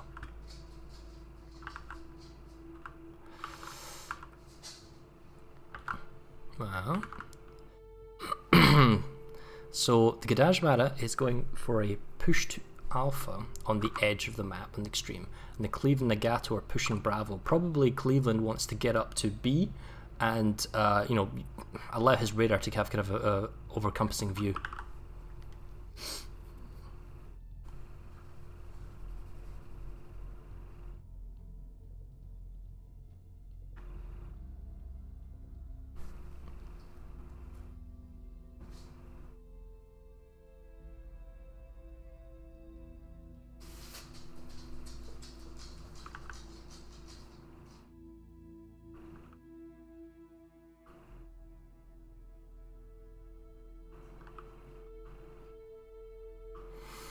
So, Steel James needs Mata. Is Garna Garab A? Are they going to be the first for the cap? Looks like it. Now this is going to give information to the opposition. They're like, okay, somebody's an alpha capping.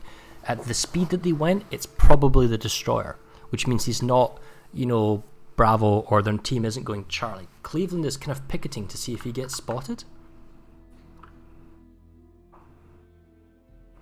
And then Nagato is just waiting with gunfire support for the Cleveland. Just waiting and looking.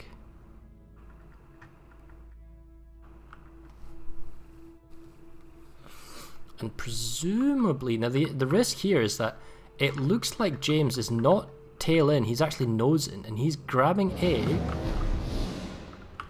I would feel the safest option for James is to reverse into Bravo. Where is the enemy team and what are they up to?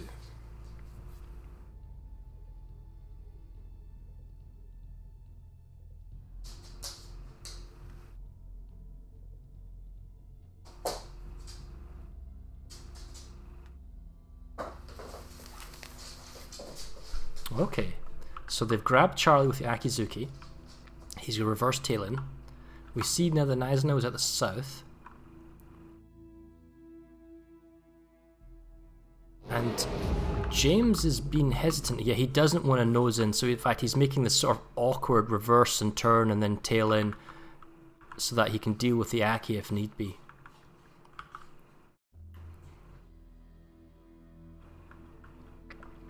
Point-wise, I mean, they're in the lead. Gneisenau taking shots in Nagato at that angle. I don't see it doing anything, and it doesn't. James fires deep water torps. That's wishful thinking the flint would come out there. The risk for James is if he reverses and the flint shows himself, he has no gun support because he's basically isolated himself from his own teammates. Yamato AP from the Nagato on... it's a broadside Gneisenau, or it was. Shots also from the Cleveland. Gneisenau, I think, returning AP on the Cleveland. Does 6k damage. Glum needs to be careful because he's in the open. He's kind of announcing where he is. Yeah, okay, they're doing damage to the Cleveland. So the Gneisenau, and the Gneisenau is backing off. Yeah, that's not bad. Ooh, hello. This is the Flint. And I'm fairly certain, given the streaking streams, that is a Halsey Flint. Not that it really makes any much difference because you can't get achievements in training rooms.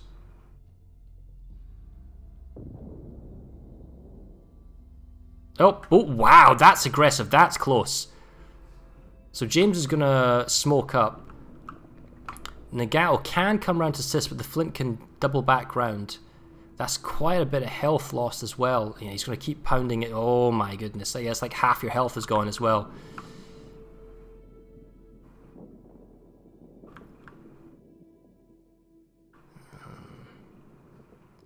So they saw the destroyer. They tried to punish it. The DD somewhere is in Bravo. He's making a smoke train out. It's risky because the Aki might be firing torps through the gap, anticipating the move in. Is the Nagato seen? The Cleveland certainly is because he's firing on the Gneisenau. What's going to happen with the Flint? The Flint does have torpedoes. He can reach that far.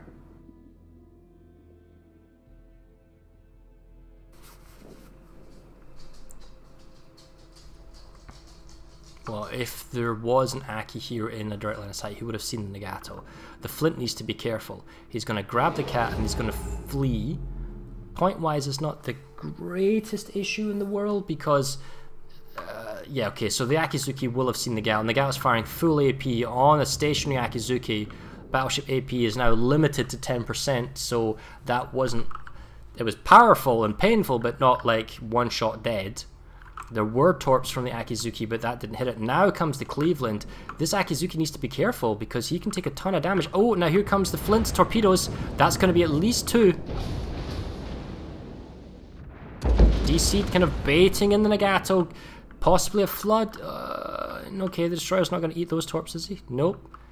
Cleveland pushes up. There's the second set of torps. Akizuki smokes up.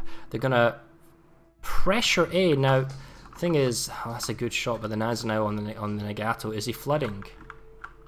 No. Either it was a damage con or he didn't get a flood. Now, at the same time, DC is just going to play merry-go-round. Alpha's going to go back in favor of... the guys who dated your sister, but the important thing is, okay, James is trying to maybe get some deep water torps. I don't think the Flint will go around the corner. Because if you want to shoot him, you have to expose yourself, and the DD will see you, and you can go around. But yes, DC is in a perilous situation. If the team of 3 tried to punish him, it comes down to how these two would play together, and torp and smoke and all that type of stuff.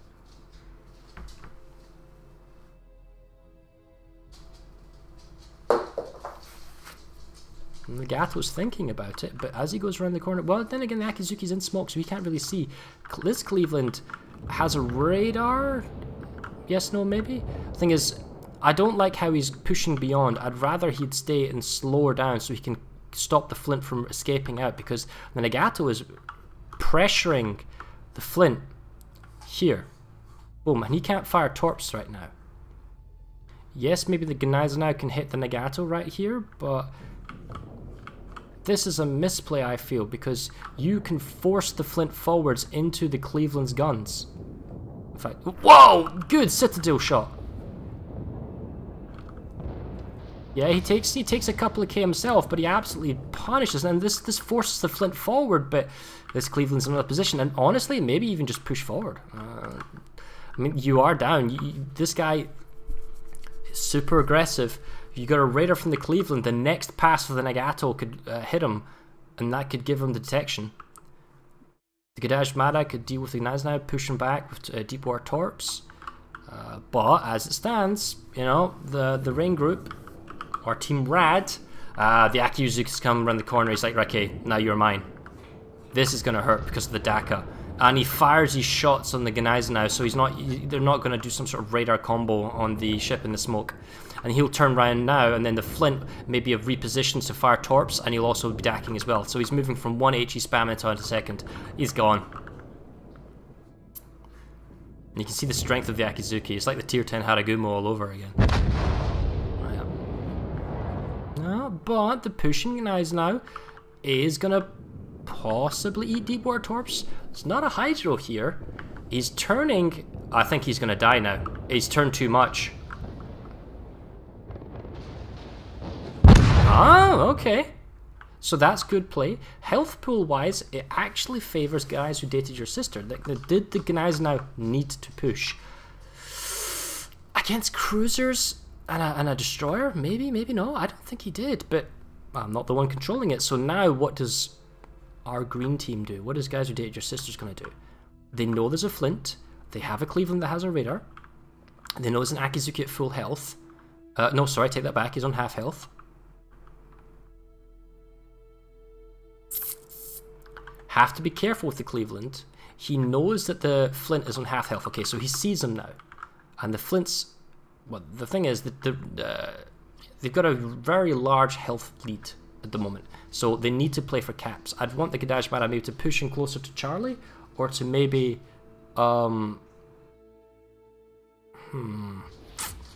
it's a risk, that's for sure.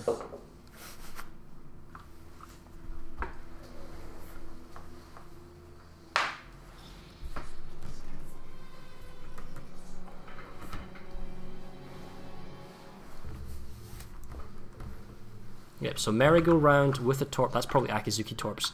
I mean, these probably see each other. He sees the torps. He should be able to thread them.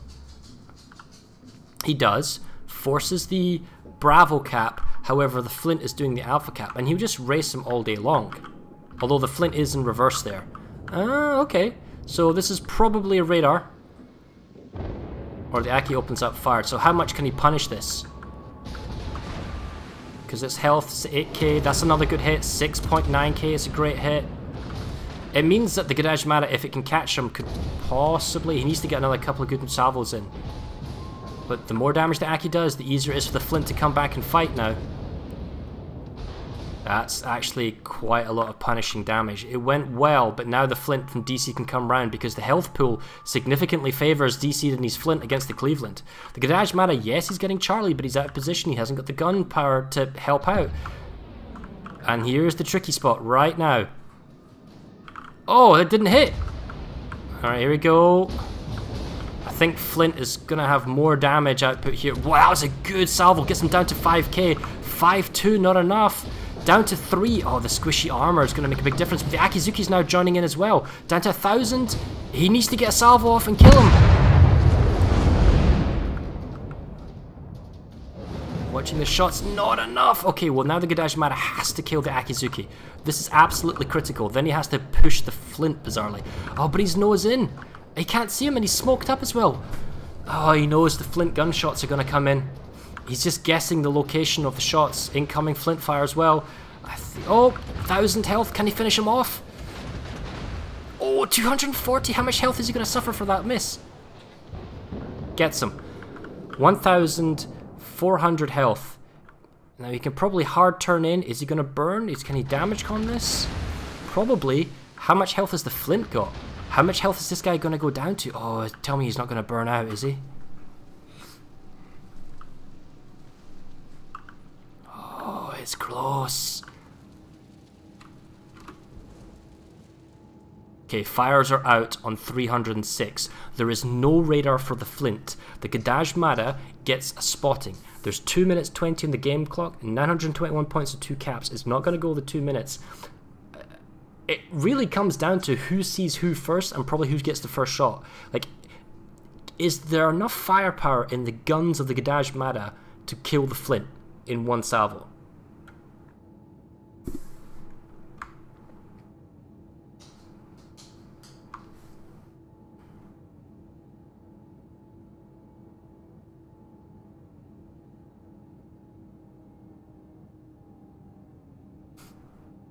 Well, he's given his position away. He's gone into Bravo.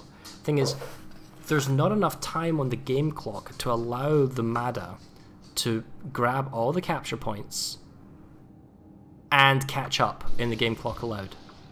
I don't know what that's doing, because does he have RPF? Does he know the flint has turned and is running away? That is a smoke cloud. He knows there's a smoke cloud. He knows where he is. But on 990 points, it's too late. I think the flint has done the right thing and run away. Okay, 996. He needs to get into the cap. Oh, blind fire shot. Just hits the island. It's game. 1,000 points. Just not enough. So close. Margins there. Razor close.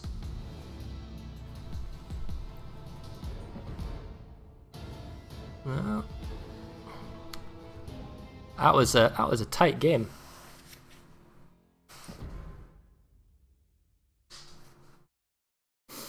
All right. Let's find out who our next game is. Round 6B, we don't actually have a host yet.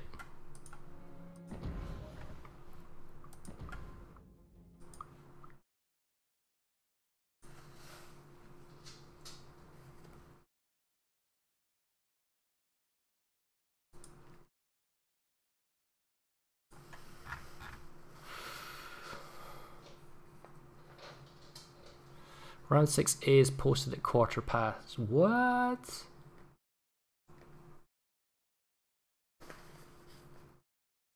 Oh, it's a while ago. I should have. Never mind. Ignore that.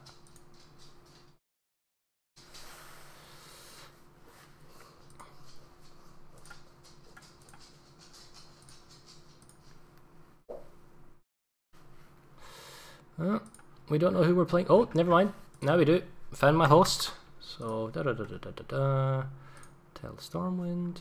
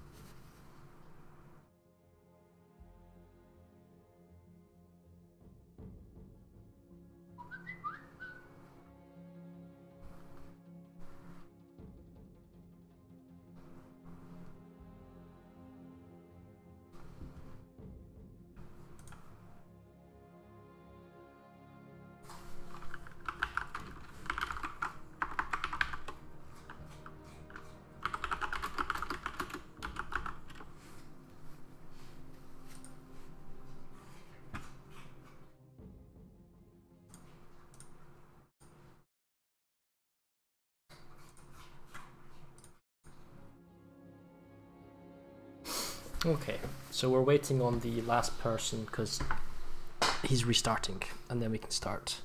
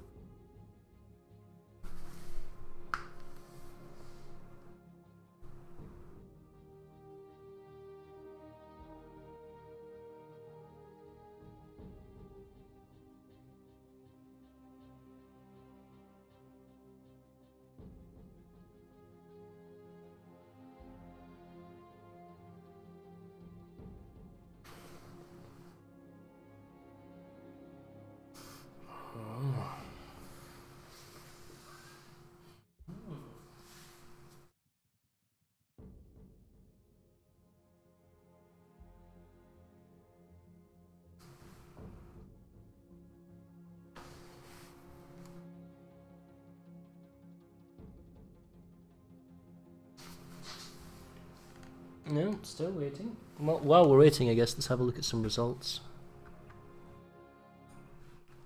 Oh, that's me looking at the other thing. Boom, there's the results.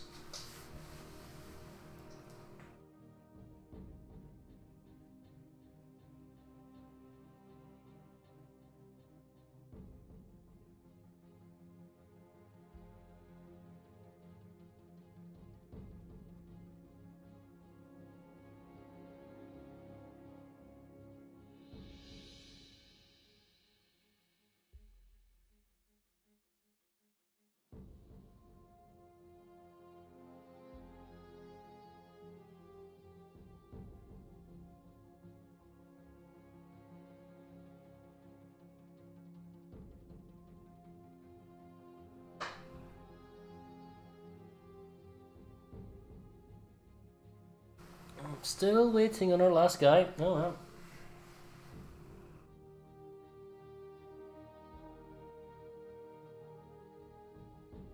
Let's find the standings actually.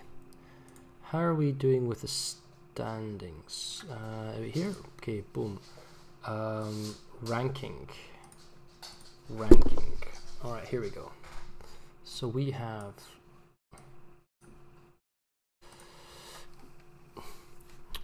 So Rad is up top, so we've watched a few of their games. We just saw Guys Who Date Your Sister. They just lost the game.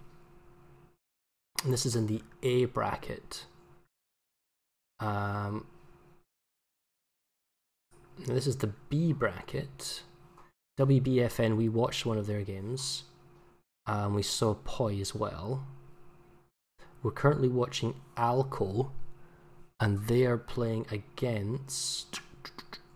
If you give me a second here, I get the actual technical names. Omega. Here we go, Omega Lull. So Lull lost their first and have gone on to win the remaining 4. And Alco won their first 4 and lost their last. Okay, I don't know how many go into the playoffs because I haven't actually read up that far. But it's all there. Interesting. So the TWA guys on TeamSpeak, and we'll be ready to go any moment.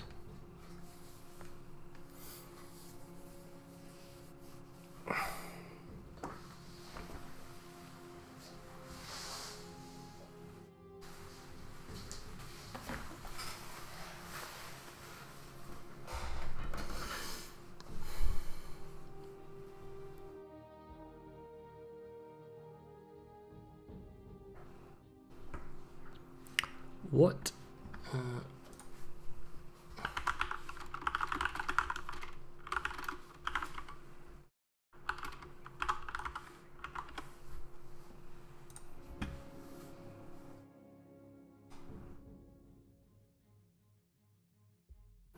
SLMR.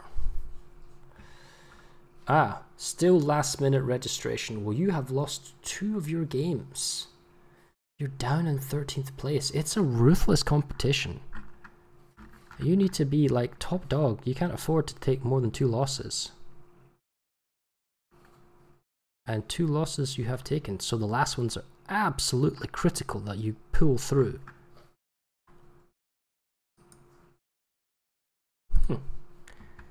Very interesting.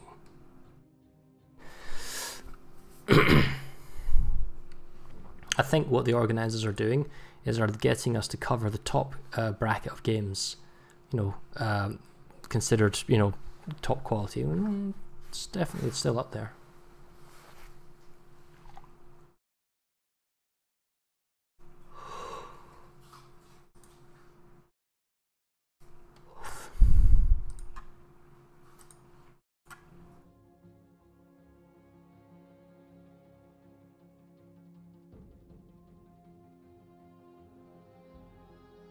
On the topic of fruit and fruit that dogs can eat, I know they can't eat bananas.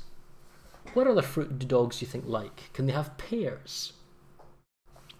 Well, this is an interesting point. Can dogs eat pears? Oh, actually, you know what's even better? What fruit can dogs eat?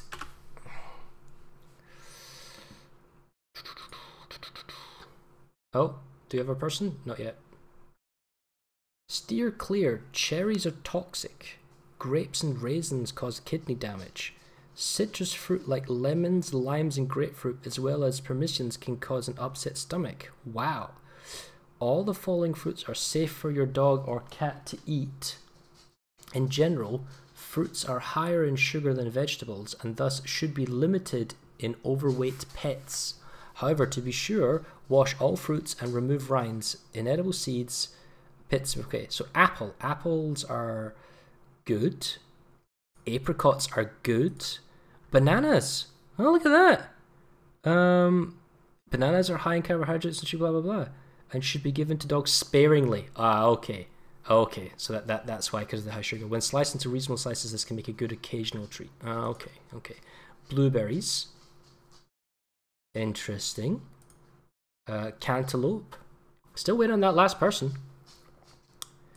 Cranberries.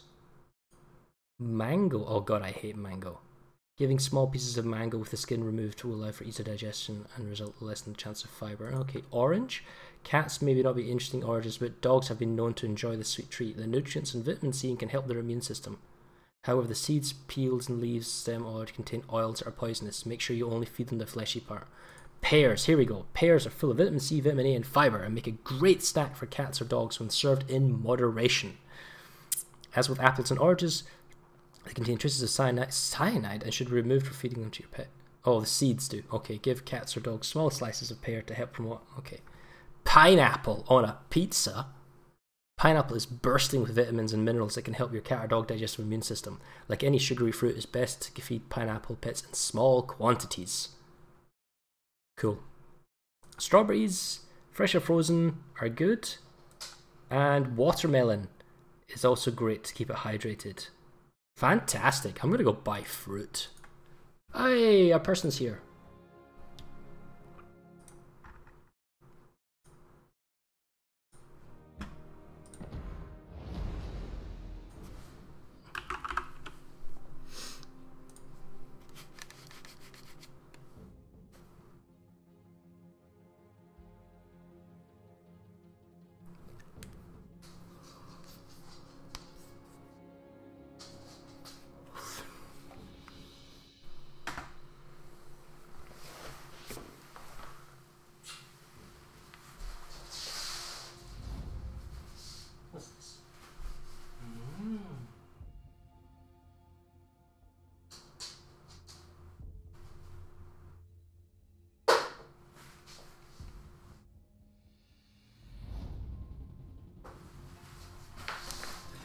Well then, Nagato, Cleveland, Mahan.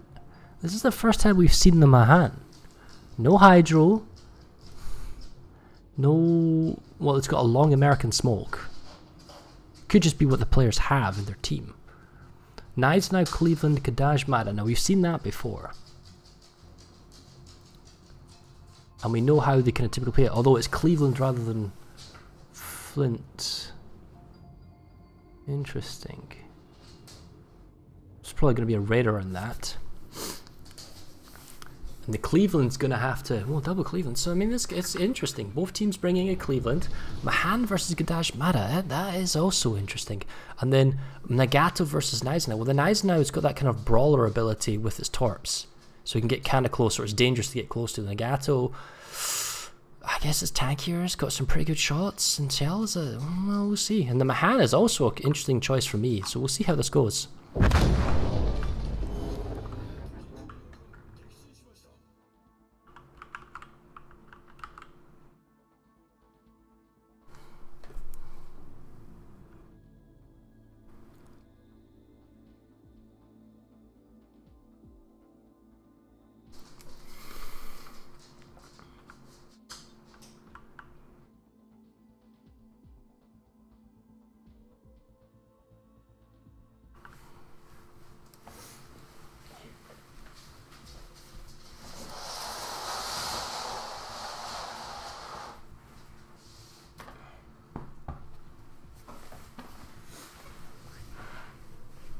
So, the Mahan is pushing Charlie pretty quickly. Cleveland and Nagato giving a wide berth to the south, just having a view.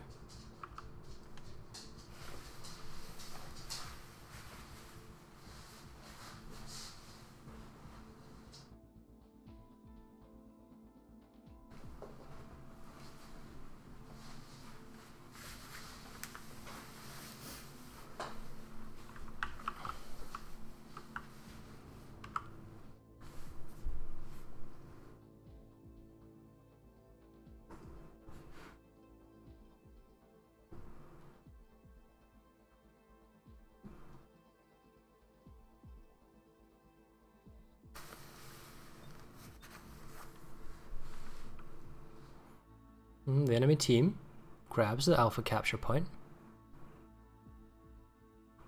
Ooh, spotter plane. Now, is that Gneisenau's? Probably. So the Mahan sees the Gneisenau. First shot's intended by the Cleveland for the Gneisenau get hit the mountains. Cap point went through for the enemy team first. So TWA's group, I believe Omega is their name. Yep. Has a slight point advantage because they got the capture point like a fraction of a second sooner. Now what happens? See, for me, it feels Nagato is... I mean, he's at a safe sort of lobbing distance, but he's still pretty far. Whereas the Gneisenau is like right at the island chain. The difference being is that he is exactly at the island chain and the Nagato isn't, and that's probably because he can torp. And he can have much better accuracy by getting much closer with the guns, and it kind of works in that favour.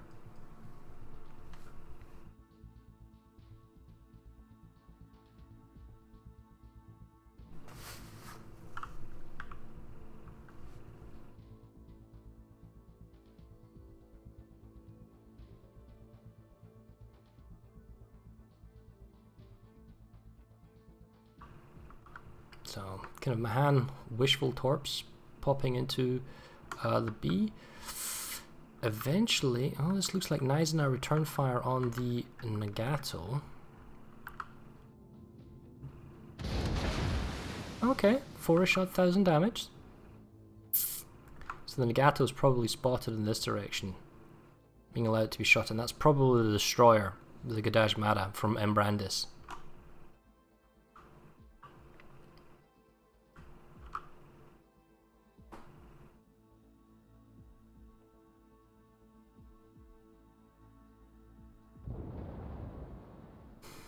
Still probably being spotted remote, and nobody really wants to go into Bravo and give their position away because smoke isn't really going to make a huge impact here with double radars.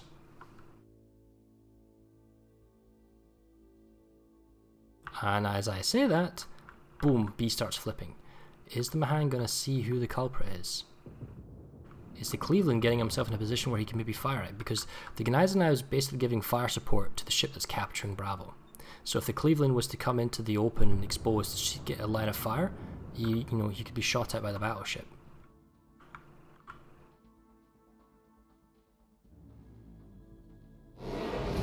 Okay.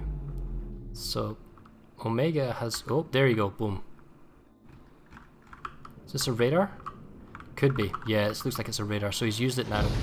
It's reversed. He's got himself. He sees Embrandis. He's going to fire a couple of shots. Not bad.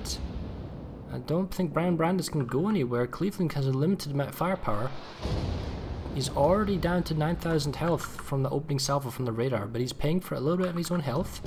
So now Frank Cleveland, oh, but the Cleveland now sees the Mahan. Wow, even some secondaries. This might be a bit too aggressive by the Mahan. Oh, Brandis down to 5,700 health. Just not enough there. Okay, so now what does the Gneisenau do? Point-wise, position-wise, you have to favour the TWA setup, the Omega setup, briefly. But the issue is, they're beginning to pay for it in health. Alco has the HP pool lead, and they have the freedom of movement of the seas. You know, they're not locked into this kind of tight angles. The Mahan smoked up and is trying to get shots in. No. Since they can't lock on anymore, no one has like sight. It's going to be a while before the Cleveland's radar's back. Nagato hasn't really kind of added his weight to it here yet, but perhaps he's going to push around and then take kind of like flanking shots in. The issue is, what does the Gneisenau do? Because the Gneisenau was pointing in this direction, so does he also go around? Oh no, he goes nose in. I guess he can afford to because he knows where the destroyer is. He's not going to be torped by anybody. He can't be torped by the Nagato, he can't be torped by the Cleveland. He just has to be careful of the Mahan, and he goes in for his team.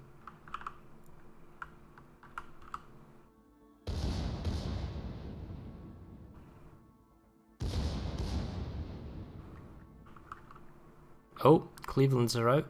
Is this a reversing Cleveland? It is a reversing Cleveland. He's spotted by the Mahan. Nagato can use this island to his advantage because he won't be torpedoed. The thing is, Nagato is broadside to the Gneisenau, who doesn't really need to use his tail gun. Secondaries, sure, or HE and are, you know, firing into the Gneisenau, but he needs to kind of back off and run so he doesn't get torped, he doesn't get chased. It's turning into 1 versus 1 duels at the moment. I'm guessing that's radar by the Cleveland. So the Nagato pulls away, Cleveland and Mahan are safe from the Gneisenau, even if he pushes along. Radar is up on the Gadajmada, but I don't think they're making any connecting shots.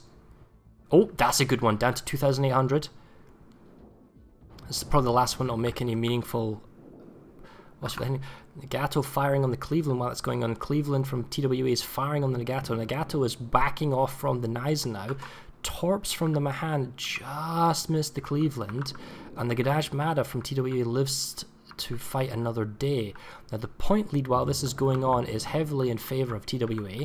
And the health pools are dramatically turning. Even though the destroyer is very low, the Nagato is being punished pretty aggressively here.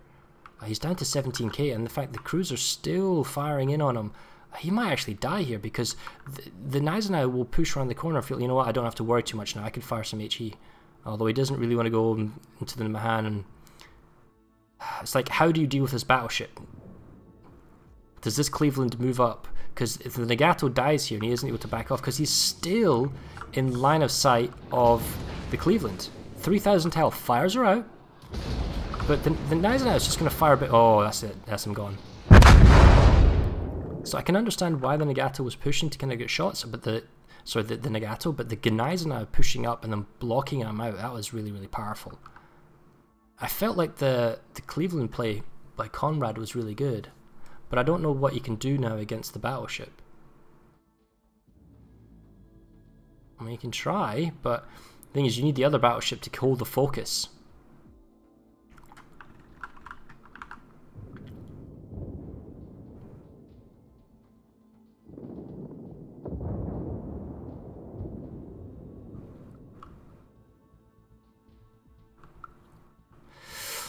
$850 points.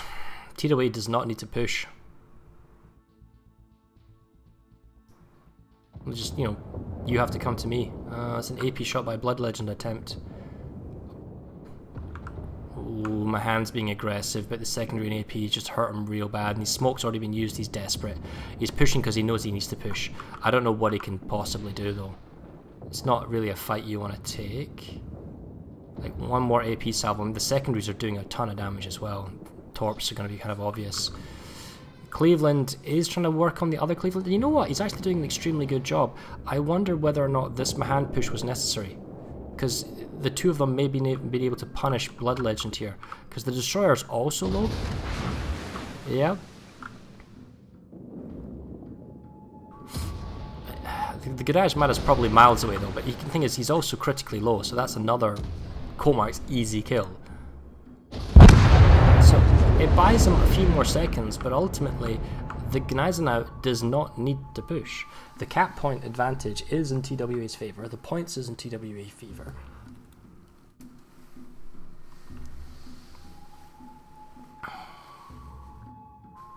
And that's pretty much game. I mean, the Gadajmada can probably spot the Cleveland from a distance, although that might be a bit risky, you know, because he has to stay at 10km range due to the safety margin, because the radar are about 9.5.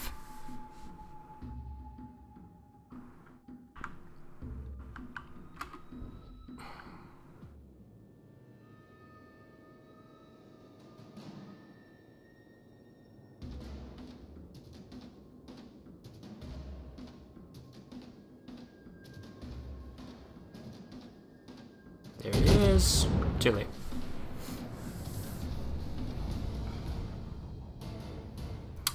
It's a very tactical game there. Both teams more than capable of winning it. Potential misplays. This is where I have to question the choice of Nagato. The Cleveland played very well. Use of radar, use of shots. The Mahan did average, from what I could tell. You know, he was okay, he kind of moved up. I don't see any advantages of the class, but maybe someone who's better educated can tell me why the Mahan was used. But I feel that the Nagato was like, oh, what did you bring to the battle? Like, what is it about the Nagato that you know, helped or worked or is good, because it just feels like he pushed up one flank and got burnt down by the enemy Cleveland.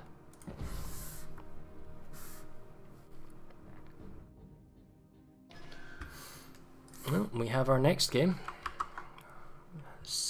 Round 7.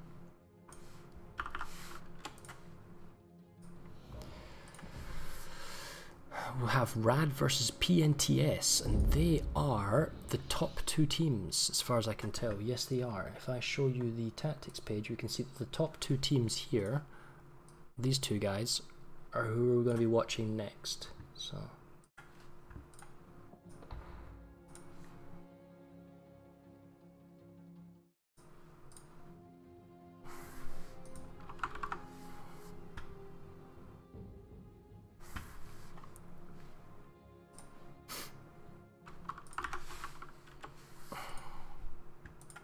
oh, they've already started.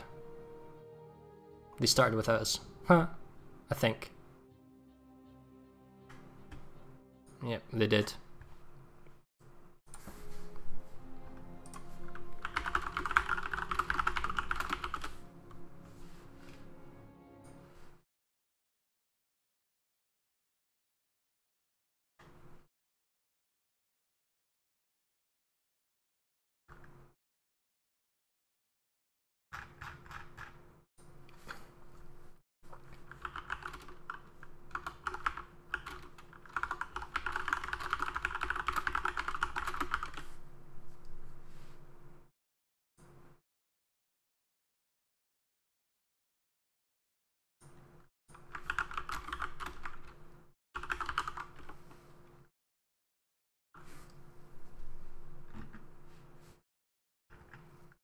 I'm just talking to the organisers to see what else we can do.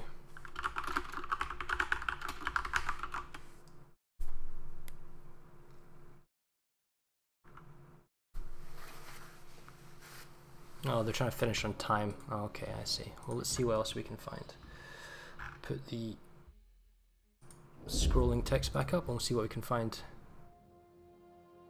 Apparently there'll be a game in 5 minutes. Okay.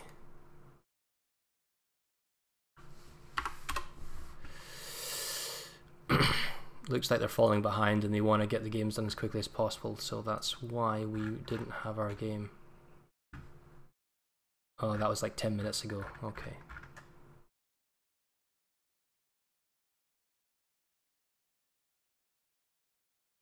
Alright, no matter.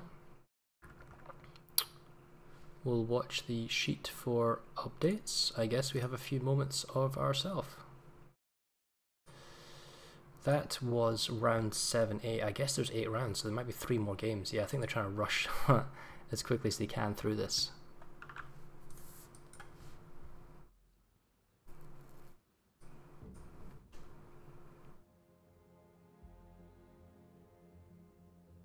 It would appear Evie's also had her fill of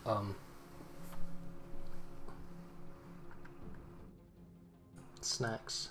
And see, I found a solution. Like, she wants to basically be next to you for her to sleep. So if I can show this, basically I move this seat, this couchy thing, and she just sort of chills out right next to me on the pillow and just falls asleep. And that keeps her happy.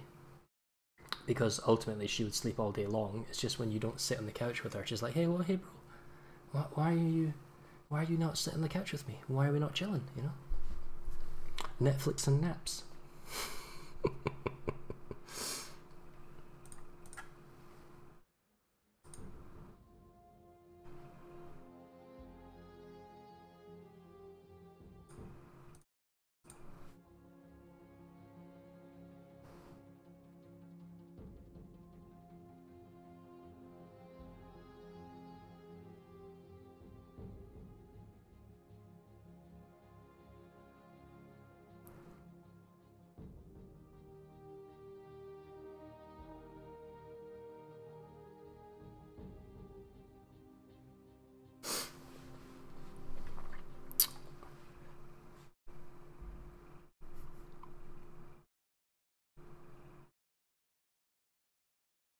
I want to see what Flambast looks like.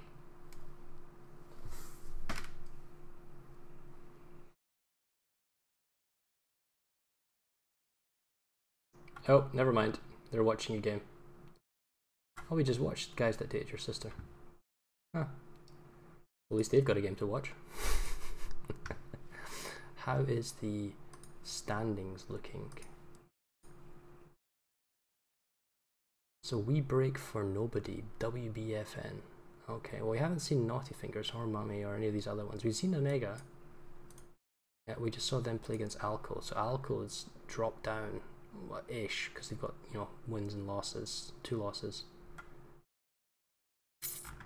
Not sure how many participants go into the playoffs. Stage 1. Oh, stage 2, round robin. What are you? Oh, groups of 4. I'm guessing that's a mixture of NA and EU in the group stage. So, presumably 8 teams, the top 4 will only go through. Oh, that's difficult to pick if that's the case, unless it's like an EU and NA round robin. And then you've got elimination. And I'm guessing maybe there's an international final at the end, or do they mix the NA versus EUs? It's hard to say. Probably because it specifically says EU and NA, you know. And then there's like a specific EU NA stage 2, so I'm guessing that's what it is. The top 8 teams from the get mixed up.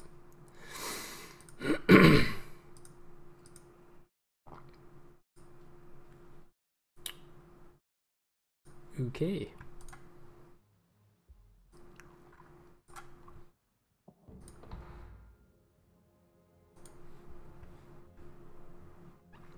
It would appear we have to wait for the next round.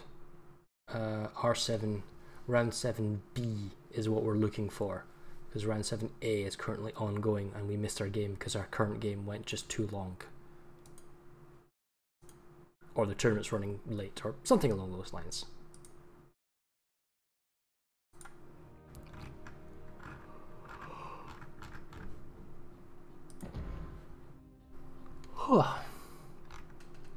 Well, I'm curious, what are the options? We know you can have 2 tier 7s and 1 tier 8, and you're not allowed to have a premium ship, okay? So that much is clear. So you can have the Akatsuki or the Shiratsu or the Kagero Akizuki. Now we've not seen the Kagero, probably for good reason, because nobody's going to be torping in this game. There's only 3 targets. We saw 1 Akatsuki, but we've seen a few Shiratsus, but that's it. And what 1 team is playing the tier 8 Akizuki for its, you know, kind of Daka guns. We've seen a Miyoko Mogami, but only 1 of each. And then we've seen Nagatos and Amagis when, you know, I don't think the Nagato is a particularly good tier 7. The Amagi I think is okay at a tier 8 if you're kind of doing a pushing flanker, 15km range type ship. But you can't have any of these other ones. Like I think that the Atago would be an absolute monster in this competition, just to the ability for it to heal, its torping, its gunfire, but not allowed premiums. In the USA line, we've seen Baltimore and Cleveland. We've seen a Benson and the Mahan. I don't know what the Mahan brings to it. I know the Benson's pretty, you know, gunfighty, pretty tough, long US smoke. Encals are another popular battleship, kind of nose in, kind of being powerful. You won't see in Alabama. Kid would be useless anyway. Or Massachusetts with its secondaries might be interesting and hilarious. For tier 7s, the boys would actually also be very good with its ability to heal. The reason that the Flint's allowed is because of it's an earned ship. Well, with steel, coal, and free XP, those ships are allowed. It's just straight up money shop ships. I'm fairly certain of the ones that are not allowed.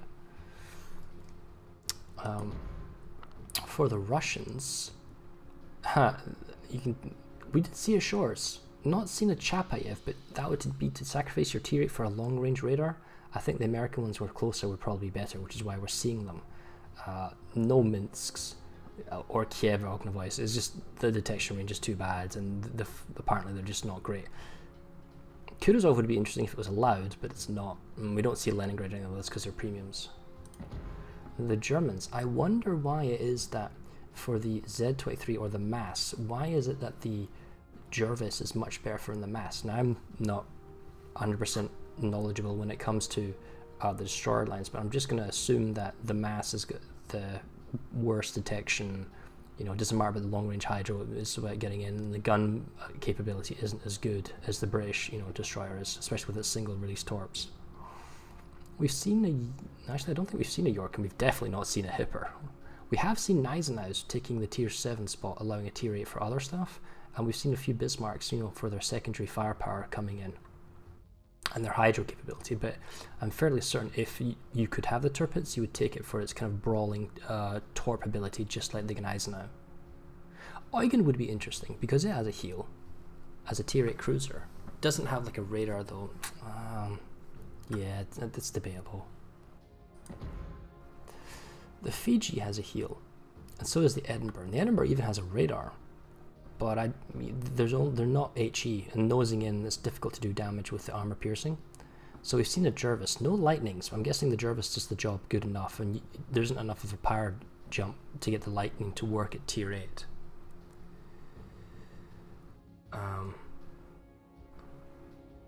Looks like we're getting the round 7B games ready. We've seen a King George V, and we've also seen a Nelson. I think the Nelson's probably more preferable than the King George, but because there's not like an AA element in this thing in the game. When it comes to France, we've seen an Algerie, we've not seen a Charles Martel. We have not seen either Leon or Richelieu either. I guess it's just preference to the existing BBs.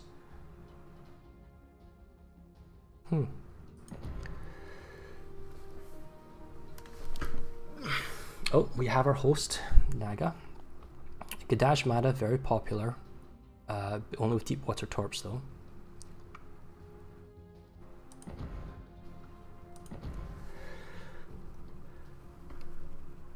And everything else is premium ship line, so that's probably why they're not being chosen.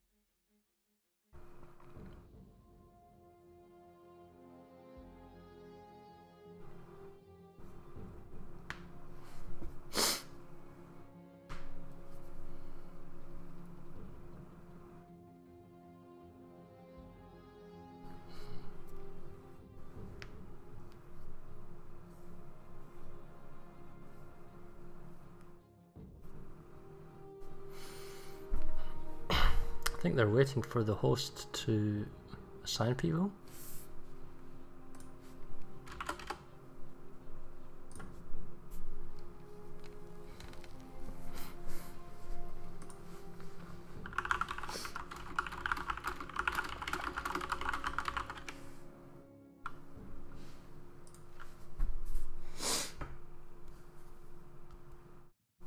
Oh, it appears Nagahide has crashed. Oh, okay, he's coming back, so we can just wait then. Fair enough.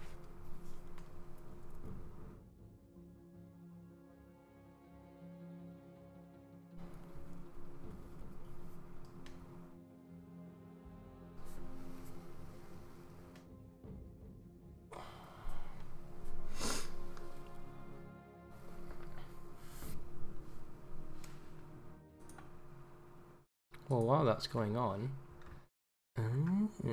things are changing. Let's have a look at the results.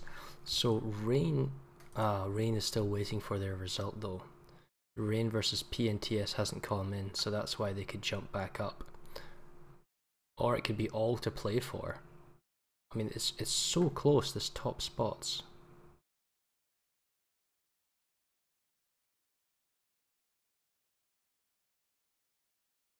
And this is this round is about to start.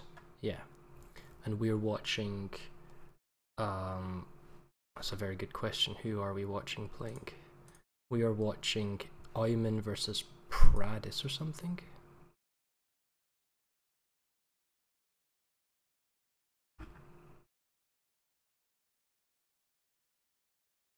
Huh. Not entirely sure where the team is, unless they have a different tag.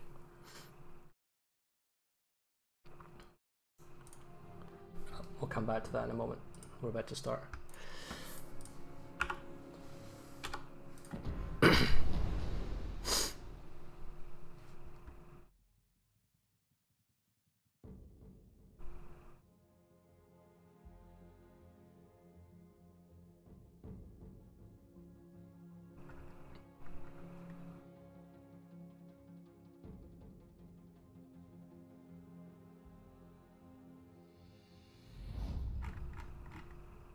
It's a much lower tiered game, that's why, on the overall result of things. No matter.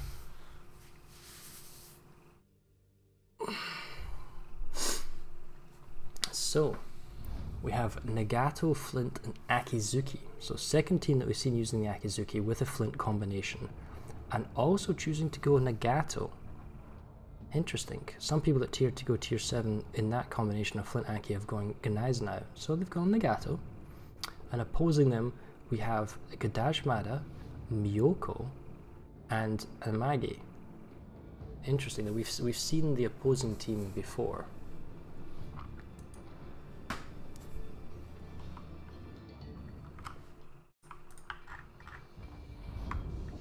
And we're on Trident now.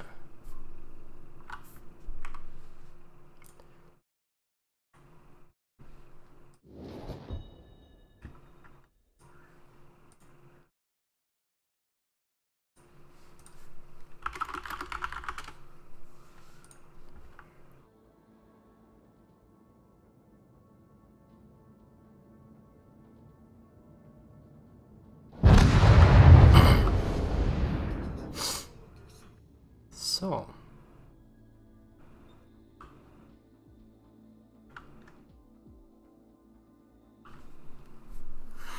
Akizuki is thinking either east side Bravo or heading for Charlie. Nagato pushing up, maybe following the Aki. The Flint thinking of maybe using the island as a blocker, or maybe thinking about going to Bravo, smoking up and having a crossfire. So along the South Island here.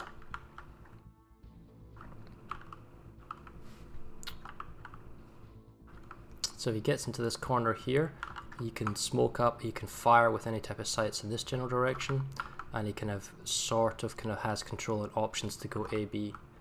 The Nagato will probably go with the Akizuki, so the Aki will go to A and the Nagato will be closer, giving gun support to him. But it does mean that the team separates, and that's a different kind of tactic that we've been seeing. Some teams separate, other teams stay together.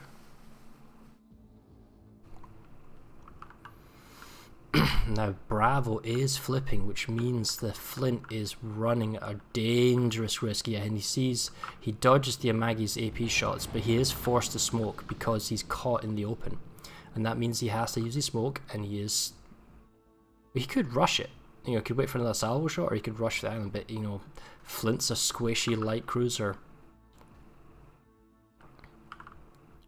He could try creep his way as much with the smoke, but he's just also vulnerable to Gadajmada torps. He doesn't have a hydro, doesn't have his DD there in advance. Yes, the Akizuki's into Charlie, and you know that it's a destroyer that's in Bravo grabbing the capture point, and the Miyoko spotted, so you know it's DDB, Cruiser Amagi up north. So the Flint could try and pressure B, or he could go over to A. I think A would be the wrong mistake though, because it takes him out of the fight and he can't sort of assist.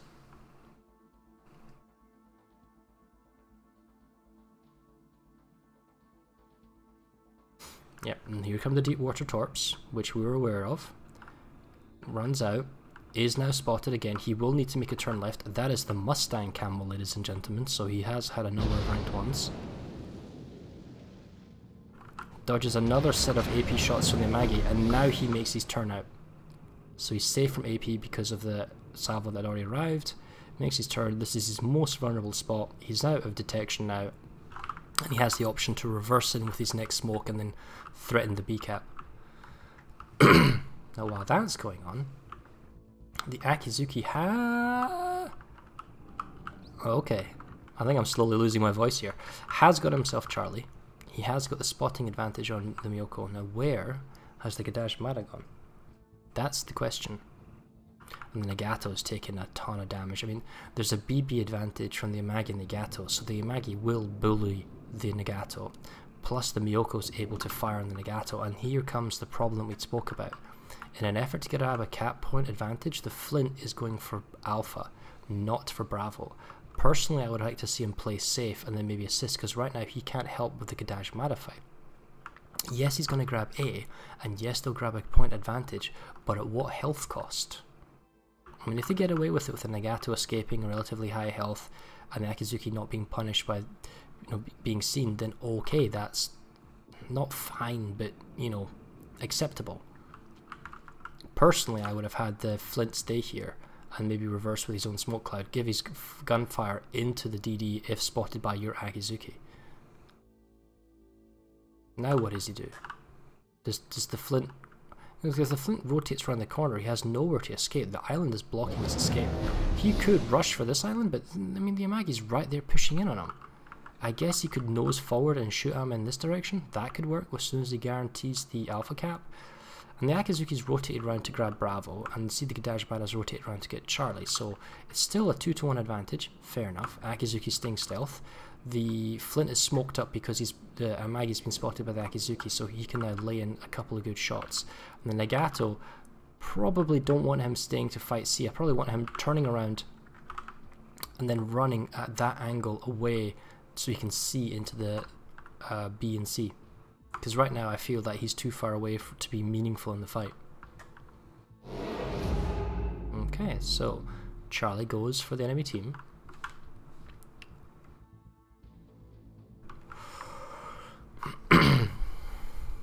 And Prav are going to get Bravo. They're going to catch up and overtake now in points. The Akizuki sees the Amagi again, so the Flint's now opening up fire a second time. The Gadash Mada is not in a position probably to spot the Akizuki because he has to get closer. So the Amagi is still pushing forward. So it's just realistically how much can he dodge this kind of incoming HE spam. Because these are lob shots.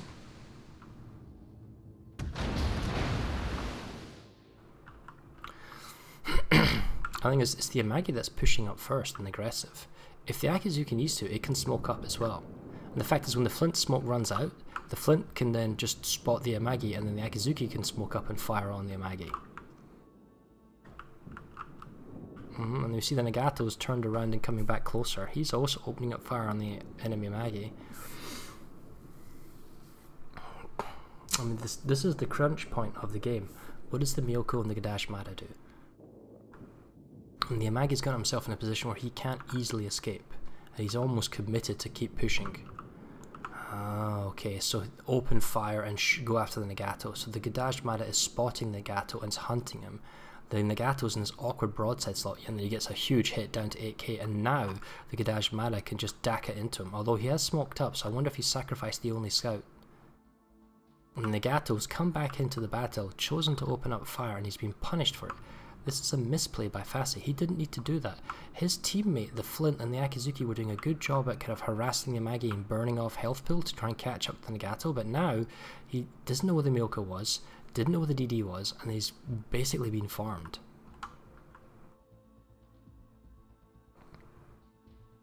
He is trying to heal.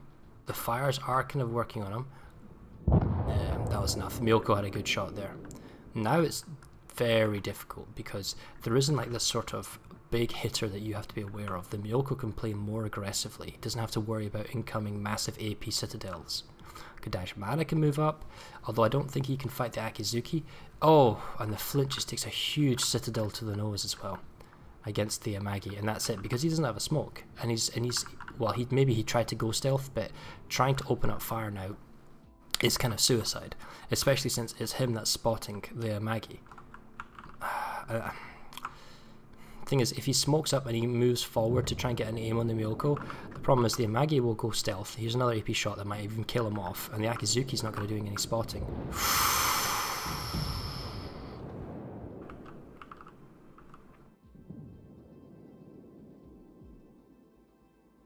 The Amagi can still heal the vast majority of this incoming gunfire as well.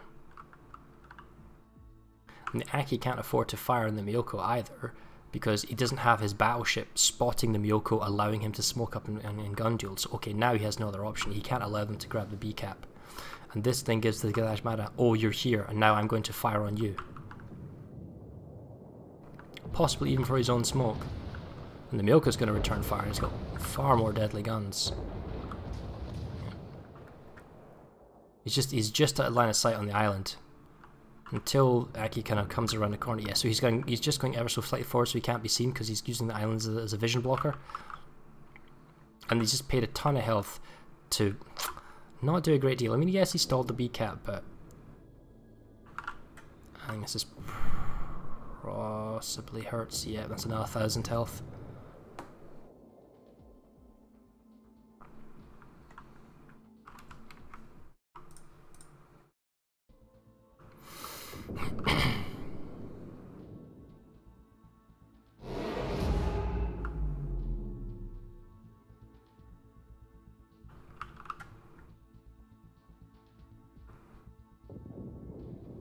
Oh, and then the Amagi now kills off the Flint because he was probably spotted again by the Garage Mada. And that's game. There's no way this Akizuki on 3,000 health can kill 3 ships, especially a healthy enemy destroyer.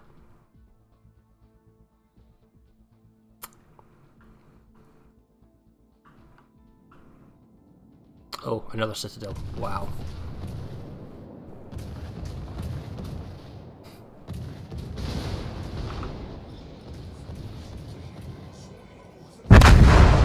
And that's it. I think the misplay there was by the Nagato, probably twice. First time to lose half his health, and then the second time coming back in. Just being where he was a good bulwark, preventing the DD and the cruiser from moving up. Alright, let's find out who's next.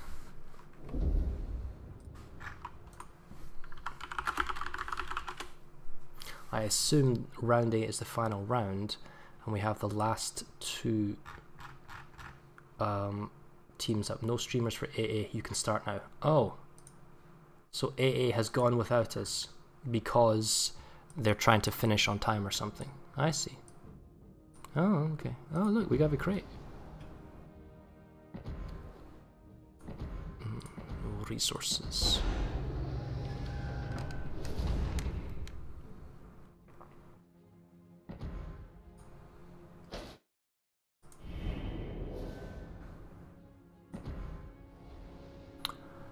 Okay, we have one last cast coming up. Where's this? So 8A has started. So Rain Rad won their game, and we see that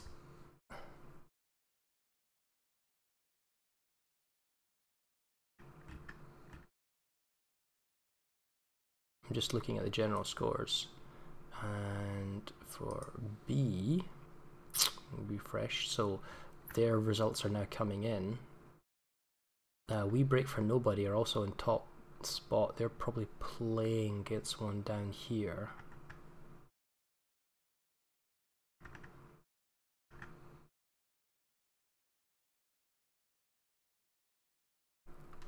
We're just waiting for the results to come in. I'll check the Discord.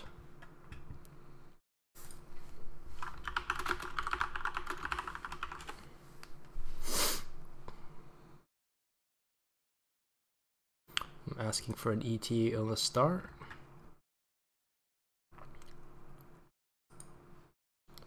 Soon.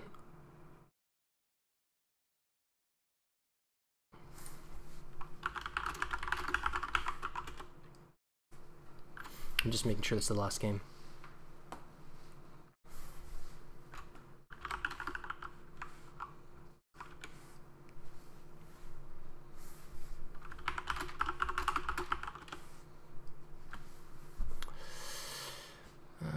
So we're just waiting on our last whoever we're gonna watch. I would like to see, because we're waiting for the Group B games to end, which means we're waiting for the wee break for nobody game to end versus, well, I think everyone's game realistically needs to end so that they can, the Swiss format system can decide who wins or who gets to play who. Yeah, so.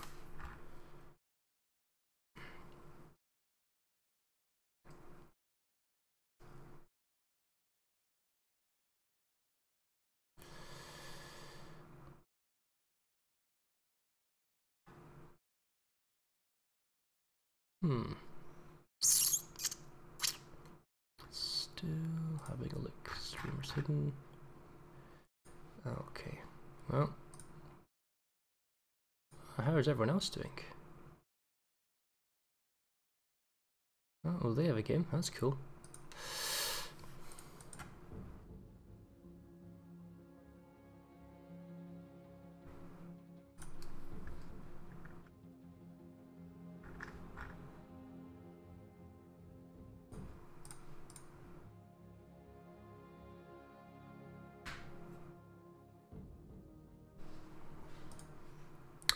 Is there a results channel? EU?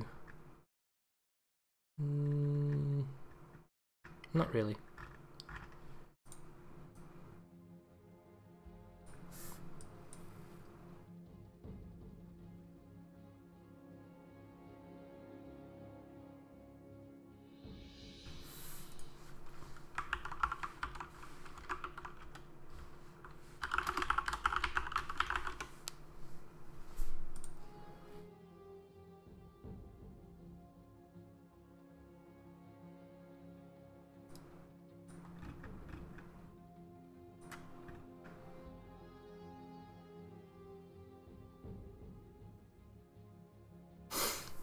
Well then, while we're waiting, Her Majesty is rolling around. See if we can get, like, if we were to watch the games, we'd want to watch one of these top ones, right? The ones we've never seen. Like, we've never seen Mummy versus Wolf or anything like that.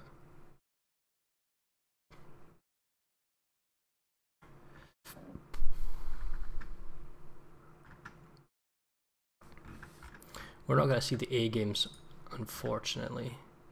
Oh, still last minute registration. Unfortunately, they took 2 losses, and that's put them down in like sort of joint 5th to 11th. But it looks like only the top 4 will go through. It's ruthless competition to get the best to go forward into tomorrow's sort of group stage international kind of playoff type thing.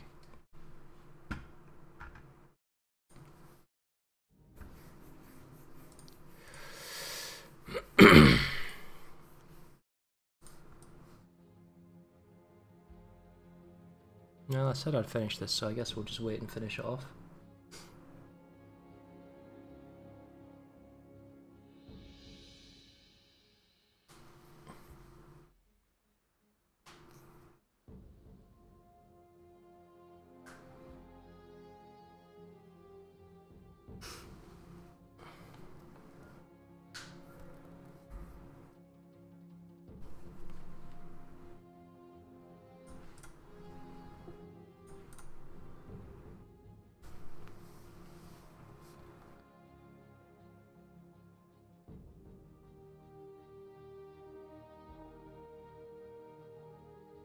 CV Master Race is in 57th place. You see that?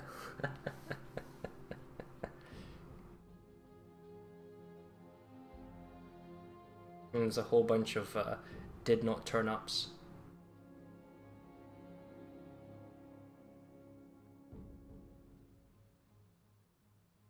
Interesting. Looking.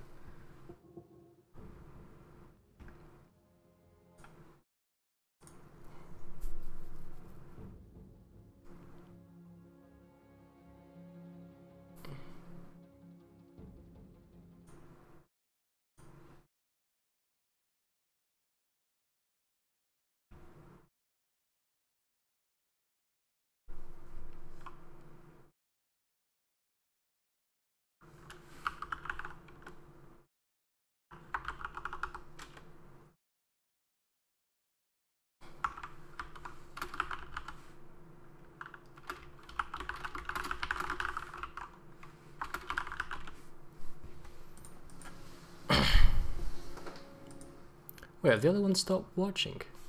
They stopped casting? Oh, they have. They're going off for dinner or something, maybe. Who knows? Let's have a quick peek, shall we? What's going on?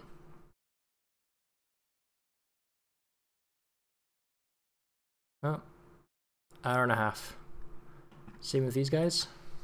Oh, they're going to miss the last round. Oh, that's disappointing. We want to watch the last round, don't we?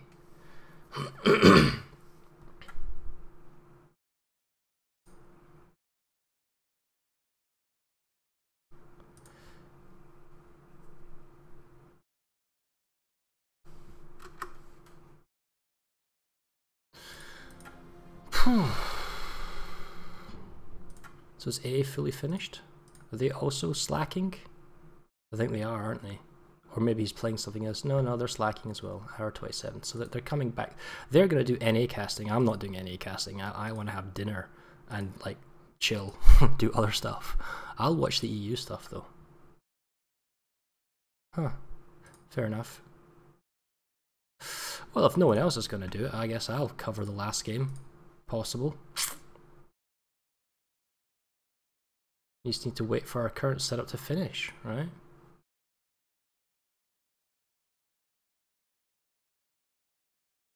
So they're waiting to play. Is it Cloud versus every BB needs a point? No, there's still a couple of games. Wow, there's a whole bunch actually. Needs results. Check all the forfeiters. Oh, they actually turned up late. They lost and then they quit. That's a shame. If you're going to turn up and play something, you know, play out, have some fun. They won the first and then they lost all the other. Oh, jeez, oh.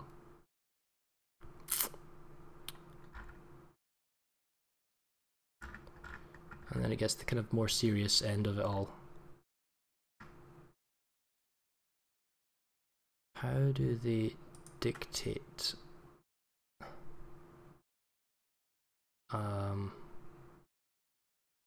Like who's top spot? Yeah, so there you go. So yeah, Rain's up top. You knew that. So undefeated in Rad.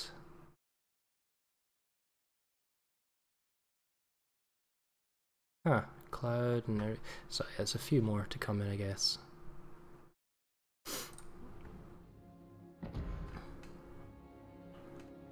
Still waiting. Still waiting. We want this last game. 8B. Oh, found the host. Oh, we are going.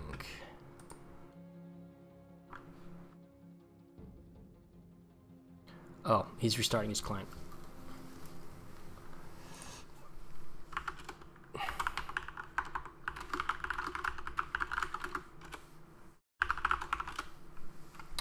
Let me tell my bot to come with me.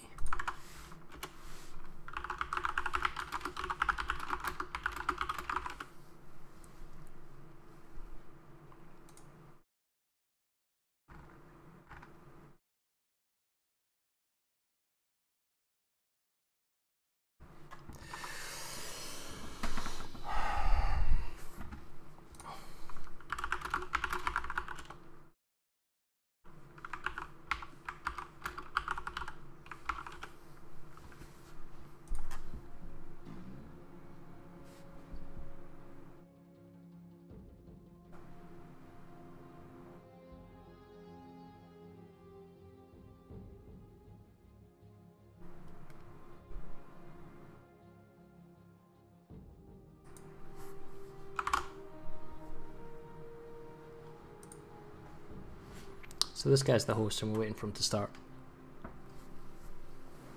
Oh, hi Evie, are you awake again?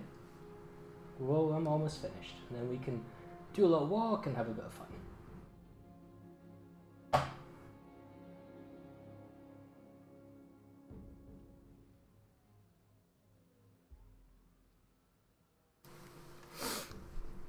Well, while we're waiting, she is awake.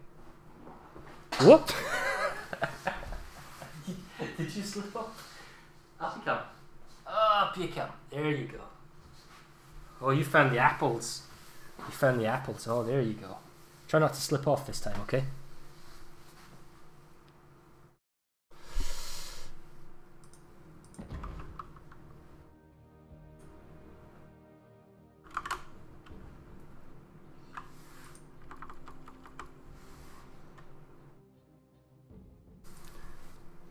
And she's down to sleep.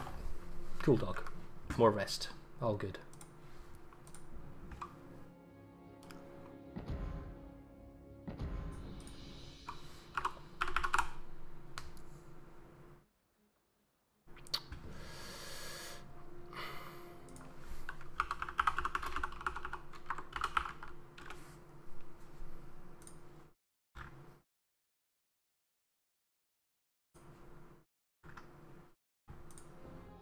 Hey! Although he's made it for a room of 6.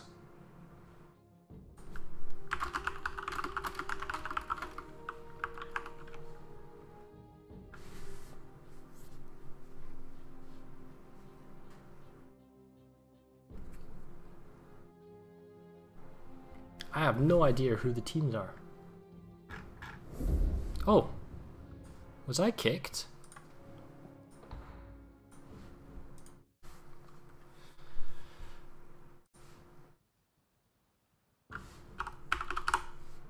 Did he remake it? I think he's remaking it because he did it the wrong size. Hell, here, let's see what everyone can watch, right? So.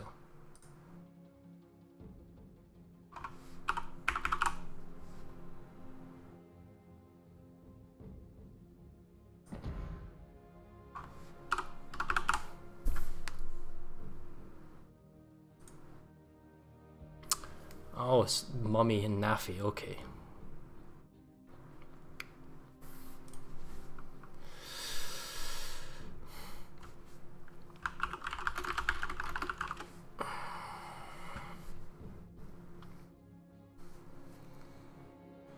So this is, if I bring this up, this is the Naughty Fingers versus Mummy.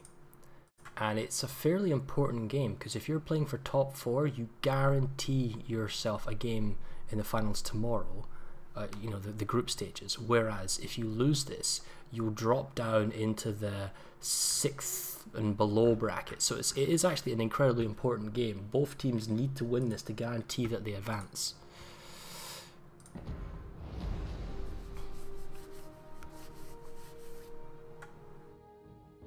So the TTT group that we're looking at, they're known as Naffy or Naughty Fingers, and you know, basically the Mummy guys are Mummy. So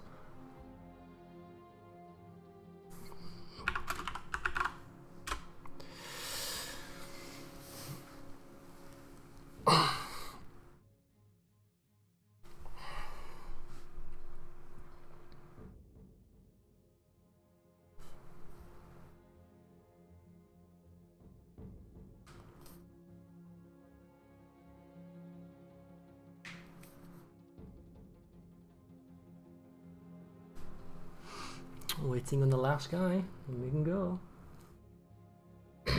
Any moment now.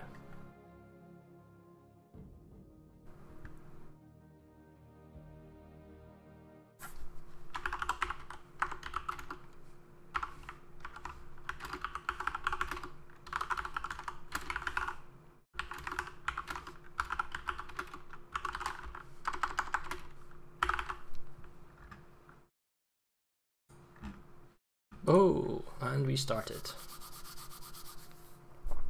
Excellent. So, we see that Naffy runs with a North Carolina Helena Gadajmada, and the opposition Mummy team uses a Nelson Cleveland Gadajmada. So it's a DD mirror match. Cleveland higher tier than its Helena counterpart, and Nelson versus North Carolina. So the Nelson needs to be a little bit careful of being absolutely blapped in the nose, but has a large amounts of health regeneration capability. Huh.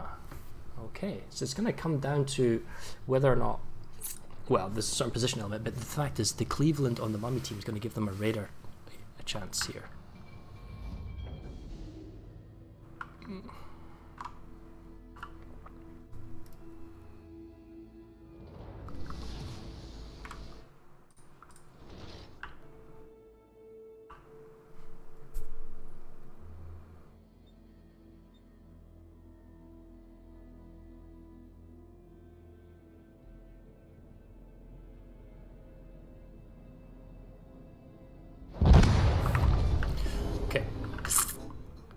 So, although there's a massive chunk of the map up north, it really doesn't matter. It's all about the center ABC. Helena and Gdash Mada staying together. And if it looks like the team has a kind of a game plan, that's probably lower side B and into A. Now, the cap circles sometimes are much larger in the kind of the round battles and this kind of setup, but in this game mode, they're kind of condensed in, meaning that you're going to have to get close. And if the enemy's got a Cleveland possible radar opportunity, or maybe they catch you in the open, you can get, you know, punished pretty quickly if you're not. You got nowhere to go. Is basically you're forced into the closer into the inner island, and you're stuck. Is all I'm trying to say.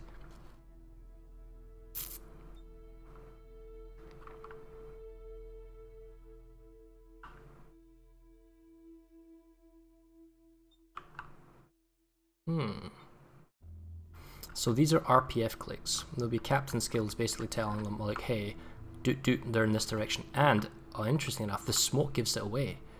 Now I wonder why they feel like they needed the smoke. Possibly because they want to smoke the Cleveland into Bravo. So he would have been spotted, and the Cleveland then would be vulnerable to like a North Carolina shot. So by because that's Cleveland gunfire. So by smoking him up,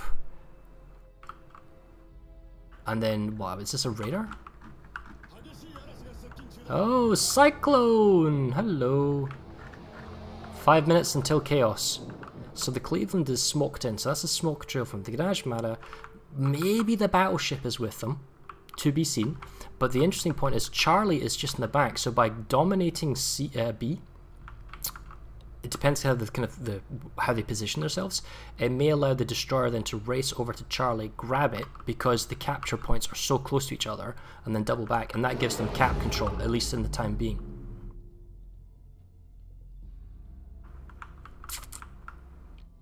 Where is the Nelson? Has he also gone into this grouping?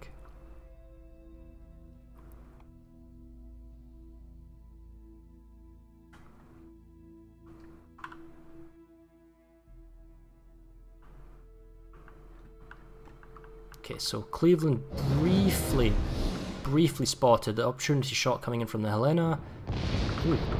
Guess a couple of taps.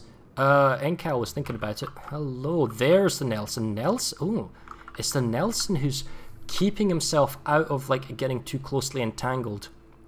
Can maybe get a shot over the Helena. We can see the Cleveland sees the Helena as well, and possibly going around maybe to tap the Encal, and that's why they can see it. The Gdash Mada is doing the spotting, and this is this kind of DD duel, which is going to be very, very important because it's like the kind of the main form of sight for the team.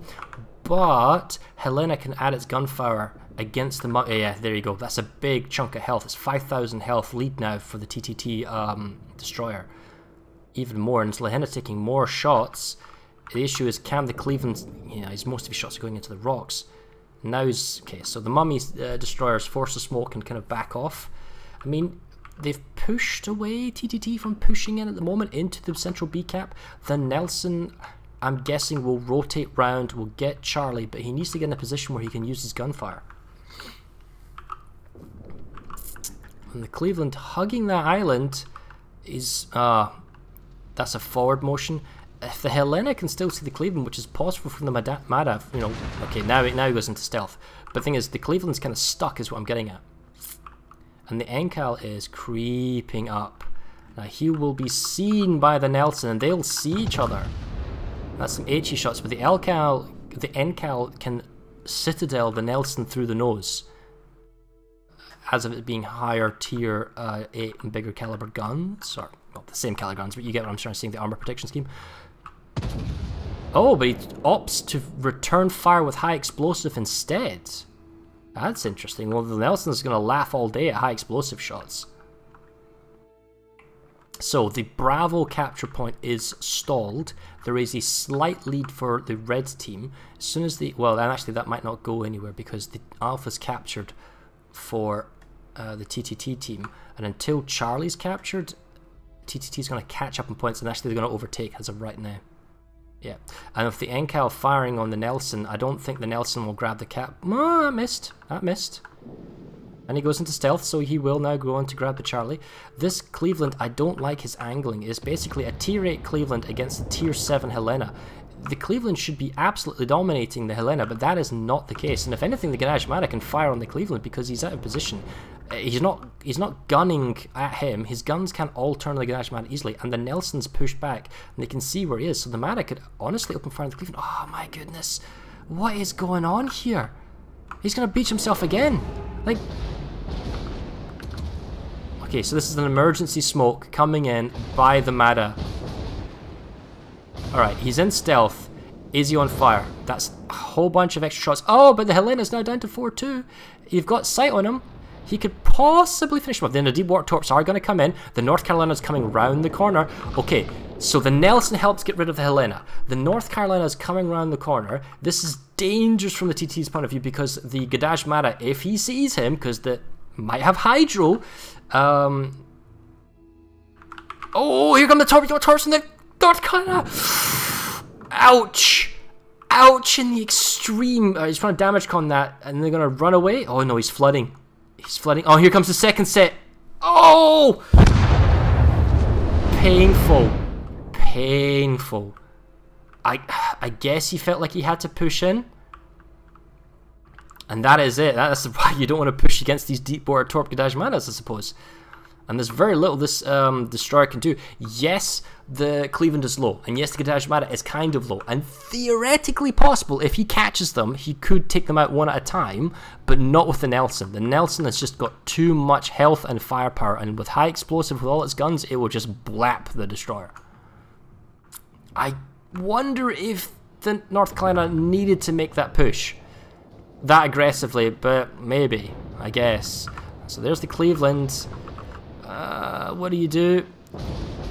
Oh, see all of this incoming firepower. Like he could take care of the Mara himself. He could probably even take care of the Cleveland himself, but not all three at once. Oof, oof. Oh, congratulations to Mummy then, I suppose. But I feel like Mummy were gonna lose it because their Cleveland was kind of bumping into the island and getting stuck, but I'm guessing it's the Nelson that came in and helped with his gunfire on the Helena and then punished him and killed him off because he was kind of stuck in the open. But had the Cleveland gone down, and even if the Helena had gone down, as long as the Cleveland dies, the North Carolina doesn't need to make a mad dash charge into the enemy Gadaj Mara and get torped. Anyway, that is the end of round 8B. That is the end of the European phase of ShipStorm. If we now hop out of here and have a look at our website, not specifically that one. So, the Group A standings, if we refresh, Rain is on top, every BB needs a poi is second, and then it's a mixture between I don't want to click it, 1, 2, 3, 4, 5, 6, 7. There are 7 remaining teams that are all on wins and 2 losses. I don't know how the organisers decide who goes through in that scenario. And then on the B camp, Naughty Fingers will have lost and Mummy would have won. So Mummy's going to be undefeated and 1 loss. And then it's going to come to, I mean, there's a whole bunch of them will be like a couple of wins, undefeated and a loss, or 2. And there's a lot of 2-loss teams. So, I mean, it's going to, there's a lot to decide. I think the best thing to do is to come back later when the American games are going on and then seeing how it kind of plays out. Anyway, as we can see here, there is the mainstream, and then there's like the mainstream, the Flambas, and the EZO stream. I believe they will be joined with some American casters to cover the NA phase. But for me, that is the end. And I will head off and have a burger and play with Evie and do some fun stuff and whatnot. I hope you've enjoyed this impromptu, last minute, no production value casting with Fara. And until next time, I will be casting tomorrow probably some of the RQL stuff, and we'll probably be casting tomorrow some PlanetSide 2 stuff, some Lane Smash. We'll see you then. Well, until then, goodbye.